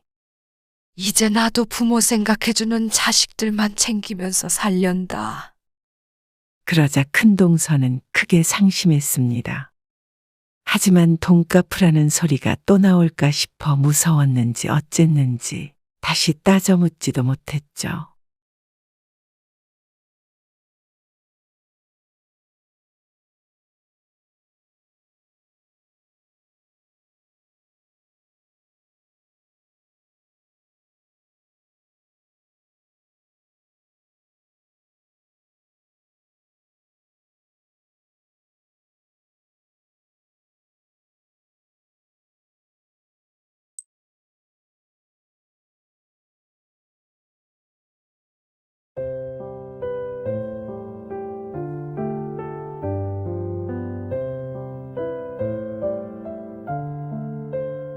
이번에 서준이 결혼 안 되잖냐. 친할머니가 돼가지고 그래도 보탬이 돼야 할 거 아니야. 네 아버지한테 말했더니 꼴랑 200만 원 주라고 그러더라. 우리 장손인데 말이야. 그래서 네가 한 돈 1,000만 원만 빌려줘라. 1,000만 원이요? 그래. 나중에 천천히 갚으마. 그렇게 큰 돈을 어떻게 당장 빌려드려요? 뭐가 커. 여태 직장 다니는 애가 그만한 여윳돈도 없어. 그래 놓고는 맨날 바쁘다고 지랄이야. 정 없으면 대출이라도 받아서 빌려주면 되잖냐. 아니면 내가 이 나이에 나가서 구걸이라도 하리? 그렇게 큰 돈은 못 드려요. 손주 결혼 자금 보태시는 건 좋지만 형편껏 하세요. 뭐야? 이 기집애는 진짜 말 한마디로 사람 기분 나쁘게 하는 거 뭐 있어? 지 조카한테 가는 돈인데 그게 아깝니? 엄마는 제 딸 결혼할 때 뭘 해주셨는데요. 걔랑 장손인 서준이랑 같냐? 오늘 이야기 속 주인공은 57세 신효숙 씨입니다. 그리고 그녀의 친정엄마에 관한 이야기이죠. 신 씨에게는 영원히 이해하지 못할 사람이 하나 있었습니다. 남들은 의아해하겠지만 그 사람은 다름 아닌 친정엄마였습니다. 배 아파 낳은 자식을 어쩜 그렇게도 괴롭게 했는지 꼭 때리고 굶겨야 폭력이 아니었습니다. 어머니는 80세가 넘어서도 여전히 신 씨에게 모질었습니다. 아들네 5분 거리에 살며 알뜰살뜰 살피며 정작 자식의 희생이 필요할 땐 늘 신 씨를 찾았습니다. 딸이라 편해서 그런다는 말로 포장했죠. 한때는 정말로 그런 줄 알았습니다. 하지만 나이 들고 자식이 생겨보니 많은 걸 깨닫게 되었죠. 그리 다정하지 않았던 신 씨의 시어머니보다도 더 시어머니 같은 사람이 바로 친정엄마였습니다.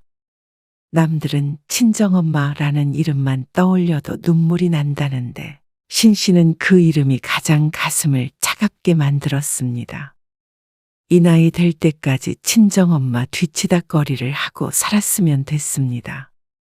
적어도 친정엄마가 날 키워준 것보다 오래 부양했으니 친정엄마의 저주처럼 지옥에 갈 일은 없겠다 싶었습니다. 신 씨가 처음으로 어머니에게 반항을 했던 때가 대학에 갈 때였습니다. 대학은 뭐하러 가냐고 등록금을 주지 않는 어머니에게 소리를 질렀죠. 당시에 형편이 어렵지도 않았는데 그렇게나 반대를 했습니다. 다행히 아버지가 계셔서 대학은 들어갔지만 그날의 일이 내내 가슴에 돌처럼 얹어져 있었습니다. 그리고 그날 반항을 하게 되기까지 어린 시절은 내내 상처투성이었습니다. 어머니의 유별난 아들 사랑, 그리고 딸을 냉대하면서도 늘 부려먹으며 희생을 강요하는 어머니를 떠올리면 지금도 때때로 마음이 아팠습니다. 신 씨는 일찍이 독립을 해서 살다가 남편을 만나 결혼을 했습니다. 그리고 신 씨의 시어머니는 평범한 사람이었습니다. 평범하다는 게 마냥 좋은 것만을 뜻하진 않았죠. 잘해주는 때도 있었지만 그만큼 며느리 마음에 상처를 주고 서운하게 만드는 때도 있었습니다. 적당한 시집살이도 있었습니다. 하지만 그게 가혹했던 적은 없었습니다. 그저 시어머니가 남편을 너무 사랑하기에 며느리가 미워질 때가 있구나 싶어서 이해를 하려고 노력했습니다. 그보다도 가혹한 것이 친정엄마였죠. 이사를 가신다고요? 그래. 그 바로 옆에 아파트야. 아버지도 괜찮으시대요? 괜찮긴. 난리법석을 떨었지. 그런데 어쩌냐? 애 둘을 그렇게 힘들게 키우고 있는데 내가 가까이 가서 도와줘야 하지 않겠냐? 엄마가 돼가지고. 전화기를 통해 들려오는 친정엄마의 말에 이 씨는 씁쓸한 미소를 지었습니다. 오빠가 좋아하겠네요. 한시름 났다고 그러더라. 너도 알잖냐? 네 오빠가 생각이 오죽 깊어? 애미가 있는데도 도와달라는 말도 못하고 그러고 있는 거 안쓰러워가지고 내 원참. 사실 뭐가 안쓰러운지는 이해하지 못했습니다. 새언니도 전업주부였고 친정의 도움을 받으며 충분히 잘 키우고 있는 것 같은데 아들 근처에서 살고 싶은 어머니의 욕심일 뿐이었습니다. 아버지도 어머니의 고집은 쉽게 꺾을 수 없었습니다. 기어이 5분 거리로 이사간 어머니는 아들의 두 자식들을 대신 키워줬습니다. 그리고 신 씨가 결혼해 낳은 아이 둘. 엄마, 오늘 회사에 정말 피치 못할 사정이 생겨서 그런데요. 우리 애들 어린이집에서 좀 데리고 와주면 안 될까요? 1시간 정도만 데리고 있으면 끝나는 대로 바로 갈게요. 어린아이들을 어린이집에 맡기고 맞벌이를 하며 고군분투했던 때 처음으로 친정엄마에게 부탁을 했습니다. 어린이집이 문 닫을 시간이 다 돼가는데 신 씨도 남편도 회사에서 나올 수가 없어 어쩔 수 없었죠. 그런데 어머니의 대답을 듣고 잠시 할 말을 잃었습니다. 네 딸들은 네가 알아서 키워야지. 자꾸 그렇게 도움받아 버릇하면 나중에 더 힘들어서 못 써. 그 와중에 들리는 조카들의 목소리. 오빠의 집에 가 있는 것 같았습니다. 지금 오빠네 있는 거 아니에요? 새언니도 있잖아요. 얘들은 내가 봐주기로 먼저 약속을 한 거고. 잠깐 1시간도 안 돼요. 아이고, 1시간이고 2시간이고 내가 어떻게 봐주니? 아니, 서진이 서윤이는 몇 년 동안 키워주셨으면서 어떻게 제 애들은 1시간도 안 봐주세요. 야야, 뭐 부모가 애 봐주는 게 당연한 거야? 참나? 부탁할 거면 너도 네 시어머니한테 봐달라고 해. 애들 밥 해줘야 해. 일단 끊자. 일단 끈차고는 했지만 그게 끝이었습니다. 어떻게 4시간 거리에 살고 있는 시어머니에게 부탁을 하란 소리인지 몰랐습니다. 그래서 신 씨는 하는 수 없이 친분이 있던 이웃에게 부탁을 해야 했습니다. 오며 가며 알고 지냈어도 애를 맡길 정도는 아니었지만 달리 부탁할 사람이 없었습니다. 그러다가 모처럼 주말에 연락이 온 어머니. 애들은? 집에 있어요. 정서방은? 오늘 출근했어요. 그래? 그러면 애들 봐줄 테니까 우리 집에 와서 좀 쉴래? 아, 아니요, 괜찮아요. 집에서 보면 돼요. 주말이라 바쁜 일도 없었습니다. 지난번에 들었던 말 때문에 어머니와 통화하는 게 불편해서 거절했더니 한사코 오라면서 같이 점심을 먹자고 했습니다. 장모님이 그렇게 전화 끊고 마음 불편하셨나 보다. 애들 데리고 가서 같이 시간 좀 보내고 와. 남편에게 전화해 말했더니 남편은 신 씨에게 다녀오라고 했습니다. 그래서 신 씨도 그런가 보다 싶은 마음이 들었습니다. 어머니도 마음이 약해질 때가 있구나 생각했죠. 그렇게 어린아이 둘을 데리고 어머니의 집에 도착했던 때 어머니는 대뜸 고무장갑을 내밀며 말했습니다. 애들은 내가 보고 있을 테니까. 너는 일단 여기 청소 좀 해라. 네 아버지 또 집 더럽다고 난리야. 아버지 없을 때 후딱 해버려야지.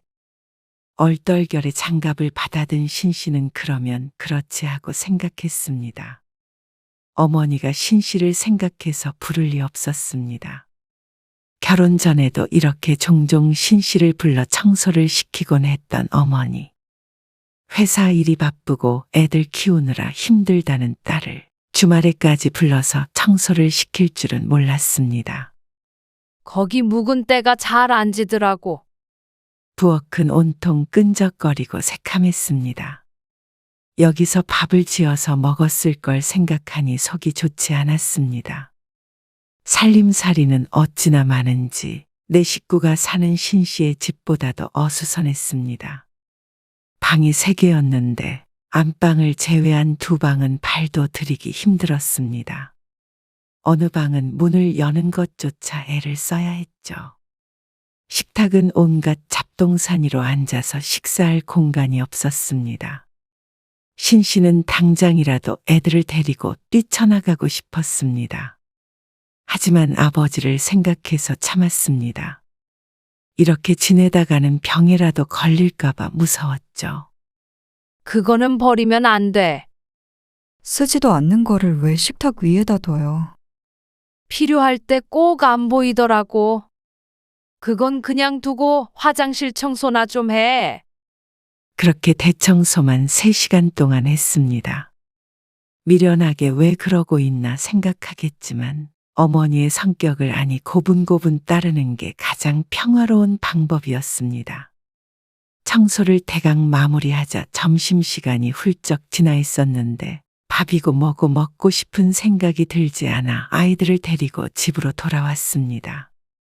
아이들 먹을 밥을 차리는데 자꾸만 보채는 애들에게 짜증을 내게 되었습니다. 몸도 힘들고 머릿속도 괴로우니 괜히 아이들에게 화풀이를 한 듯해서 더 자괴감이 들었습니다. 그런 그녀를 보며 남편도 속상해했죠. 너 시집에 언제 가? 전날 오전에 출발해요. 그렇게 일찍? 차 막혀서 그때 출발해야 저녁 전에 도착하죠. 그래? 그러면 연휴 시작하기 전에 퇴근하고 우리 집으로 와. 왜요? 왜긴? 줄 것도 있고 해서 그렇지. 청소시키시려고요? 너는 말본새가 그게 뭐야? 잔말 말고 집으로 와. 명절을 며칠 앞두고 어머니에게서 전화가 왔습니다. 그래서 찾아간 친정집. 애는 왜 부른 거야? 그럼 그 많은 음식을 나 혼자 준비해요? 음식을 줄이면 되지. 뭐하러 바쁜 애를 불러서까지 음식을 해야 하는 거야? 그러면 내일 종철이네 오는데 밥상도 제대로 안 차려줄게요. 아, 왜 그걸 효수기를 시키냐고. 신씨를 세워두고 부모님의 신랑이가 오고 갔습니다. 5분 거리에 살며 매일 보는 아들네 가족을 먹일 음식을 하기 위해 신씨를 호출한 것이었습니다. 효숙이 쟤도 시골 갔다가 올라오면 먹을 거 아니에요? 왜 나한테만 그러는지 몰라? 딸년이 도와줘야지 누가 도와줘? 아버지는 못 살겠다는 듯이 고개를 저으며 한숨 쉬었습니다. 신씨는 지친 기색으로 외투를 벗었습니다. 뭐부터 해요? 갈비찜 해놓게 고기부터 꺼내. 네, 아버지는 앉아 계세요. 한참을 부엌에서 뚝딱거리고 있는데 어머니가 말했습니다. 그거 다 하면 작은 방에다가 이부자리 좀 봐놔라. 너희 오빠 하룻밤 자고 간대더라. 네, 가까이 사니까 지 집에서 편하게 자라고 해도 꼭 여기서 잔다고 그래. 아무튼간 부모 생각하는 건 네 오빠밖에 없어. 정 같았으면 뭐라 대꾸라도 했을 텐데 이제는 그럴 마음도 들지 않았습니다. 어서 하던 일을 마무리하고 집으로 돌아가야 했습니다. 다음 날 일찍 시골로 출발해야 하니 말이죠. 신씨는 말없이 시키는 대로 하고 친정집을 나섰습니다. 미안하다. 아니에요. 설에 뵐게요. 아버지에게만 인사를 남기고 집으로 돌아왔습니다. 그리고 설 당일이 되었을 때 시집에 갔다가 집에 온 신씨는 남편만 두고 친정으로 향했습니다. 또 정서방은 안 온다고? 네, 집에서 쉬라고 했어요. 참 말세다 말세야. 부모 알기를 똥으로 아니까 이러지. 오지 말란다고 진짜로 안 오는 놈은 또 뭐냐? 놈이 뭐야? 사위한테. 괘씸하니까 그렇죠. 신씨가 명절에 혼자만 친정에 오는 이유가 있었습니다. 결혼하고 함께 왔을 때도 한 번도 사위에게 따뜻한 밥 한 끼 차려준 적이 없는 어머니였습니다. 아들이 올 때면 상다리 부러지게 식사 준비를 하면서 신씨 부부가 오는 날이면 부엌에 물기 하나 없었죠. 오빠네 가족이 먹다 남은 음식을 신씨가 꺼내어 밥상을 차릴 때까지도 아무것도 하지 않는 어머니. 집도 신씨가 미리 치워놓지 않으면 지저분해서 발도 들여놓기가 힘들었습니다. 남편 보기에 부끄러워 남몰래 울기도 했습니다. 모처럼 온 사위는 뭘 고쳐라 뭘 들어라 하며 험한 일을 시키고 신씨에게는 더러운 집 청소를 시켰습니다. 그러고도 부족해서 뭐 더 시킬 일 없나 두리번 거리던 어머니. 그렇게 3년 정도 찾아간 뒤로는 남편을 집에 두고 혼자 왔습니다. 그때엔 어머니가 아무리 뭐라고 해도 고집을 꺾지 않았습니다. 그리고 아버지도 사위가 오지 않았다고 서운해하지 않고 묵인했죠. 어머니의 이런 만행들은 젊어서나 나이 들어서나 똑같았습니다. 어머니는 딸을 자식이 아니라 언제고 편할 때 부려먹을 수 있는 공짜 도우미 정도로 생각하는 듯 했습니다. 그럼에도 사랑한다는 말 대신 서운하다는 말이나 원망의 말만 들어야 했죠. 이번 주 목요일에 병원 가니까 시간 좀 빼라. 저도 이래서 그렇게 아무 때나 시간을 뺄 수가 없어요. 어머니는 가까이에 사는 아들네를 놔두고 꼭 신 씨에게 연락을 했습니다. 한 차례 이사를 해서 차 타고 3, 40분이 걸리는데도 불구하고 말이죠. 바쁜 애들한테 무슨 병원에 가자고 그래. 저도 바빠요. 아, 딸내미가 안 가면 누가 같이 가? 네 아버지는 다리 아파서 어디 돌아다니지도 못하는데 아픈 아버지 끌고 가랴? 목소리를 높이는 것을 보니 혼자서도 충분히 갈 수 있겠다 싶었습니다. 오빠를 불러요. 왜 멀리 있는 저한테 그러세요? 신 씨가 참지 못하고 말하자 어머니는 큰 배신이라도 당한 듯이 반응했습니다. 내가 널 어떻게 키웠는데 내가 뭐 언제 대단한 효도 바라드?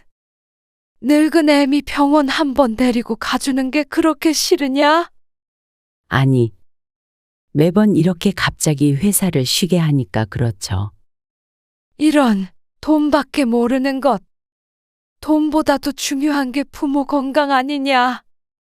그 소리를 왜 사랑에 맞지 않는 아들에게는 안 하는지 몰랐습니다. 도대체 왜 그러시는데요? 엄마도 오빠랑 가는 게 더 편하시잖아요. 그러자 어머니는 갑자기 목소리를 낮추며 말했습니다. 당연히 애미 된 입장에서 아들보다 딸이 편해서 그런 거 아니냐? 모르는 사람이 들었다면 퍽 안타까운 어조였습니다. 하지만 모두 거짓말이었습니다. 아들이 딸보다 귀해서였습니다. 이 나이가 되는 동안 무수히 많은 깨달음이 있었죠. 주변 사람들도 다들 말했습니다. 엄마가 딸한테 많이 의지하네. 아이고, 좋겠어. 나도 이런 딸 하나 낳았어야 했는데. 하지만 모르는 소리였습니다. 어머니는 편하다는 핑계로 유독 신 씨에게만 함부로 대했습니다. 결국엔 신 씨가 회사를 쉬지 못했고 어머니는 새언니와 함께 병원에 다녀왔다고 들었습니다. 며느리에게 한 소리 들었는지 어머니는 전화를 해서 내내 신 씨에게 굳은 말을 했습니다. 자신이 며느리에게 잔소리를 들은 게 모두 신 씨의 탓이라고 했습니다. 이런 배은망덕한 년. 내가 니를 어떻게 키웠는데 이래서 자식 키워봐야 소용없다고 하는 거야. 험한 말을 듣는 내내 신 씨는 입을 다물고 듣고만 있었습니다. 어머니의 이런 날선 반응에 지쳤습니다. 그래서 그날 이후론 신 씨가 연락을 하지 않았습니다. 그렇게 한 달 정도를 냉전 상태로 지냈죠. 하루에 몇 번씩이고 전화하던 어머니도 신 씨에게 단단히 화가 났는지 전화하지 않았습니다. 그래놓고는 한 달 뒤 어머니는 아무 일도 없었다는 듯이 전화해 말했습니다. 가스비가 26만 원이나 나왔지 뭐냐. 뭘 하면 그렇게 가스비가 나오는지 궁금했습니다. 요즘 으슬으슬 추워서 좀 많이 쓰긴 했는데 집이 낡아서 그런지 말이야. 순전히 도둑놈들이야, 아주. 그러세요. 아무튼간 이건 네가 좀 붙여줘라. 당연하다는 듯이 내뱉는 말에 어처구니 없는 웃음이 났습니다. 그런데 이런 자잘한 돈은 어쩌다 한 번씩 내준다 쳐도 큰 돈을 달라고 할 때는 미칠 노릇이었습니다. 이번에 서준이 결혼 안 되잖냐. 친할머니가 돼가지고 그래도 보탬이 돼야 할 거 아니야. 무슨 말씀이 하고 싶으신 거예요? 네 아버지한테 말했더니 꼴랑 200만 원 주라고 그러더라. 우리 장손인데 말이야. 신 씨가 한숨을 쉬는데도 아랑곳하지 않고 어머니는 하고 싶은 얘기를 끝까지 했습니다. 그래서 네가 한 돈 1,000만 원만 빌려줘라. 1,000만 원이요? 그래. 나중에 천천히 갚으마. 곧 80대는 양반이 언제 천천히 1,000만 원을 갚겠다는 말인지 몰랐습니다. 그리고 기억에서 지운 듯 했지만 그동안 이런 식으로 가져간 돈이 한두 푼이 아니었고 한 번도 갚은 적이 없었습니다. 그래서 그동안 남편에게 죄스러워 10년 전까지만 하더라도 부업도 하곤 했습니다. 그런데 신 씨도 아무리 바보라고 하더라도 1,000만 원이나 되는 돈을 빌려줄 리가 없었습니다. 그렇게 큰 돈을 어떻게 당장 빌려드려요? 뭐가 커? 여태 직장 다니는 애가 그만한 여윳돈도 없어. 그래 놓고는 맨날 바쁘다고 지랄이야? 한심하다는 듯이 혀를 차며 말하는 어머니 때문에 신 씨는 또다시 얼굴이 일그러졌습니다. 신 씨에게 개인적을 쓸 수 있는 돈이 200만 원 정도 있었는데 그거라도 빌려드려야 하나 싶던 찰나에 정신이 번쩍 들었습니다. 정 없으면 대출이라도 받아서 빌려주면 되잖냐. 아니면 내가 이 나이에 나가서 구걸이라도 하리. 어째서 조카가 결혼을 하는데 신 씨가 대출을 받아서 어머니에게 돈을 빌려줘야 하는지 이해가 가지 않았습니다. 그리고 구걸이라도 해서 그 돈을 마련해 손주에게 주겠다는 의지가 놀라웠죠. 신 씨는 딸들이 돈 버느라 새벽같이 집을 나서 직장에 다니는 것조차 짠하고 안타까웠습니다. 그래서 뭐든 도와주고 싶은 마음이 들었습니다. 그런데 어쩜 신 씨의 어머니는 항상 딸에게서 뭘 가져갈 게 없나 살폈습니다. 어쩜 엄마라는 이름으로 그렇게 이기적일 수 있을까요? 신 씨의 눈시울이 붉어졌습니다. 그렇게 큰 돈은 못 드려요. 손주 결혼 자금 보태시는 건 좋지만 형편껏 하세요. 뭐야? 이 기집애는 진짜 말 한마디로 사람 기분 나쁘게 하는 거 뭐 있어? 지 조카한테 가는 돈인데 크게 아깝니? 엄마는 제 딸 결혼할 때 뭘 해주셨는데요? 신 씨의 첫째 딸이 결혼할 때 축의금을 10만 원 했던 어머니였습니다. 그런데 조카의 결혼에는 1,000만 원이나 빚을 져서 줄 생각을 하고 있다는 게 기가 찼습니다. 아버지는 알고 계신 거예요? 아버지 얘기가 나오자 뜨끔했는지 말을 멈췄습니다. 네 아버지한테 얘기했단 봐라. 그러면서 으름장을 놓고는 전화를 끊었습니다. 그 뒤로도 어머니는 신 씨에게 돈을 내놓으라며 들들 볶았습니다. 하지만 이제 더 이상 어머니에게 퍼주고 싶은 마음이 없었습니다. 10년 전에 어머니가 사기를 당하는 바람에 친정이 기울었는데 그 때문에 아버지가 많은 고생을 했습니다. 그래서 지금은 다리가 아파 거동도 힘든 상태였죠. 그런데도 1,000만 원이나 하는 돈을 비밀로 하고 손주에게 줄 생각을 하는 어머니에게 질렸습니다. 혹시나 남편에게 전화를 걸까 싶어서 남편에게도 신신당부를 했습니다. 그러자 어머니는 조카의 결혼식이 끝날 때까지 사람을 못 살게 굴었습니다. 그럼에도 불구하고 원하는 바를 이루지 못하자 어머니는 신 씨를 저주했습니다. 네가 그렇게 못된 게 신앙생활을 안 해서 그런 거야. 교회 다녀라. 교회 안 가요? 못된 것 같으니 그러다 지옥 가는 거야. 지옥에 가라고 그러시는 거예요, 지금. 그래. 부모 공경할 줄 모르는 자식은 틀림없이 지옥 간다. 그렇게 저주를 퍼부은 어머니는 1년 뒤에 신 씨에게 합가를 제안했습니다. 황당한 이야기인 줄은 알지만 그게 사실이었습니다. 네 아버지 다리가 그렇게 불편한데 나도 나이 든 마당에 그 옆에 붙어서 어떻게 종일 시중을 들겠냐. 그러니까 대신 시중들 사람이 필요한 것이었습니다. 아버지를 생각하자면 마음이 쓰였지만 그렇다고 해서 신 씨가 부모님을 모시고 살 수는 없었습니다. 아니, 어머니를 생각하면 그러고 싶지 않았습니다. 차라리 간병인 쓸 수 있게 오빠랑 다달이 모아서 드릴게요. 네 오빠 둘째 유학 간다고 해서 요즘 힘들다고 그러는 거 못 들었냐. 그렇다고 저희가 모시고 살 수는 없어요. 내가 빨리 죽어야 네가 덜 힘들 텐데. 어머니는 그런 말로 신 씨에게 죄책감을 심어주었습니다. 아픈 네 아빠도 얼른 죽어야 하고 늙은 나도 언제 아플지 모르니 빨리 죽어버려야지. 지긋지긋했습니다. 말로는 그러면서 집에 가면 찬장이 온갖 보약과 건강식품으로 가득 차 있었습니다. 세상에 이런 불효녀가 없다면서 악담을 해대는 통에 신 씨도 잠시나마 고민을 했습니다. 상황이 그렇게 되면 모셔야지. 어떻게? 남편은 신 씨의 뜻대로 하겠다고 했죠. 하지만 남편까지 그러니 더욱 결심이 섰습니다. 합가를 하면 신 씨에겐 지옥이 시작된다는 사실을 알고 있었습니다. 같이 산다고만 하면 지금 살고 있는 이 집은 너 주마. 아니요. 필요 없어요. 뭐, 돈을 준다고 그래도 싫대.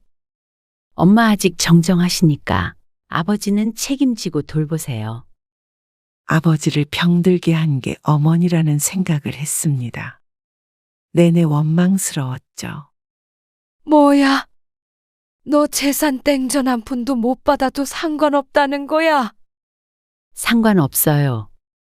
그리고 오빠한테는 물어보셨어요? 그러자 어머니는 답이 없었습니다.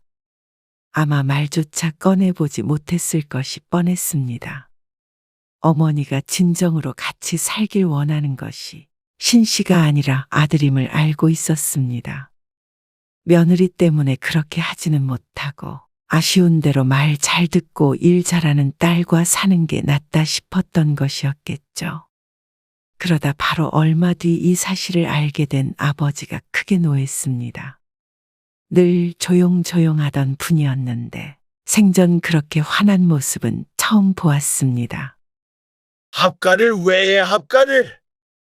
차라리 내 발로 요양원에 들어가고 말지. 그 말에 합가 얘기는 쏙 들어갔습니다. 그래서 남편과 상의해서 낮 동안엔 간병인을 쓸 수 있게끔 했죠.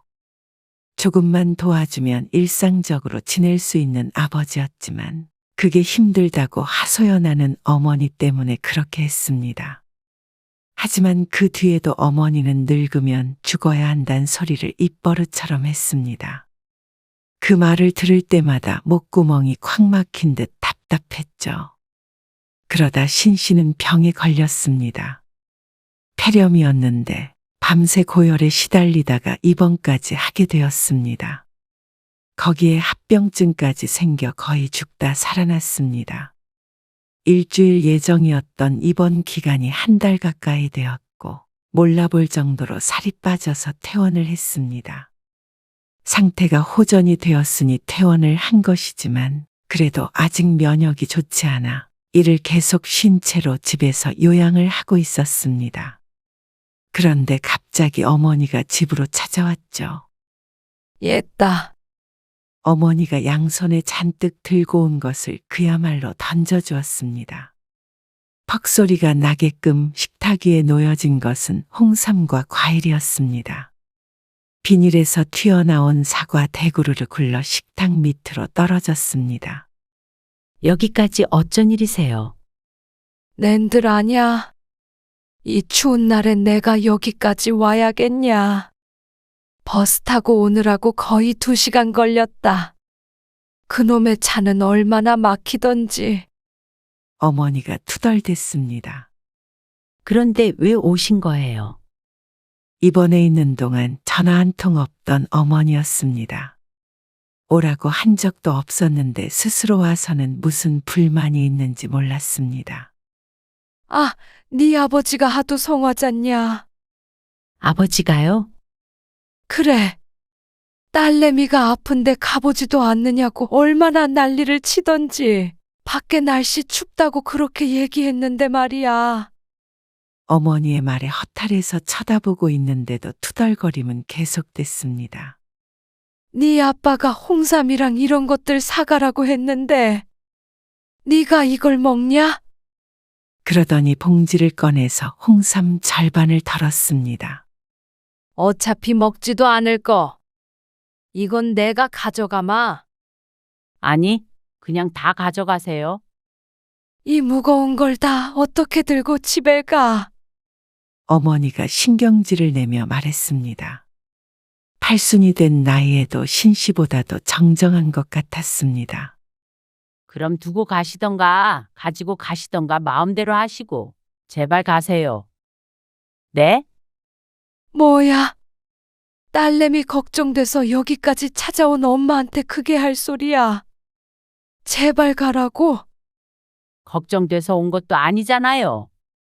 그것에 대해서는 반박할 말이 없는 듯 했죠. 그렇게 안 해도 충분히 힘들고 아프니까. 그냥 오늘은 가세요. 이런 나쁜 년을 딸이라고. 지를 어떻게 키웠는지 알면 이런 말 못하지. 효도는 못할 망정 사사건건 지가 잘났다고? 에잉? 엄마가 절 어떻게 키우셨는데요? 뭐야? 엄마한테 자식은 오빠뿐이잖아요. 효도요? 그러면서 콧웃음을 치자 그게 어머니의 심기를 건든 것 같았습니다. 얼굴이 벌개져서 곧 쓰러질 것처럼 소리를 쳤습니다. 괜히 왔다 하며 이러니 하늘에서 천벌을 줘서 아픈 것이라고 했습니다. 이제는 마음이 아프지도 않았습니다.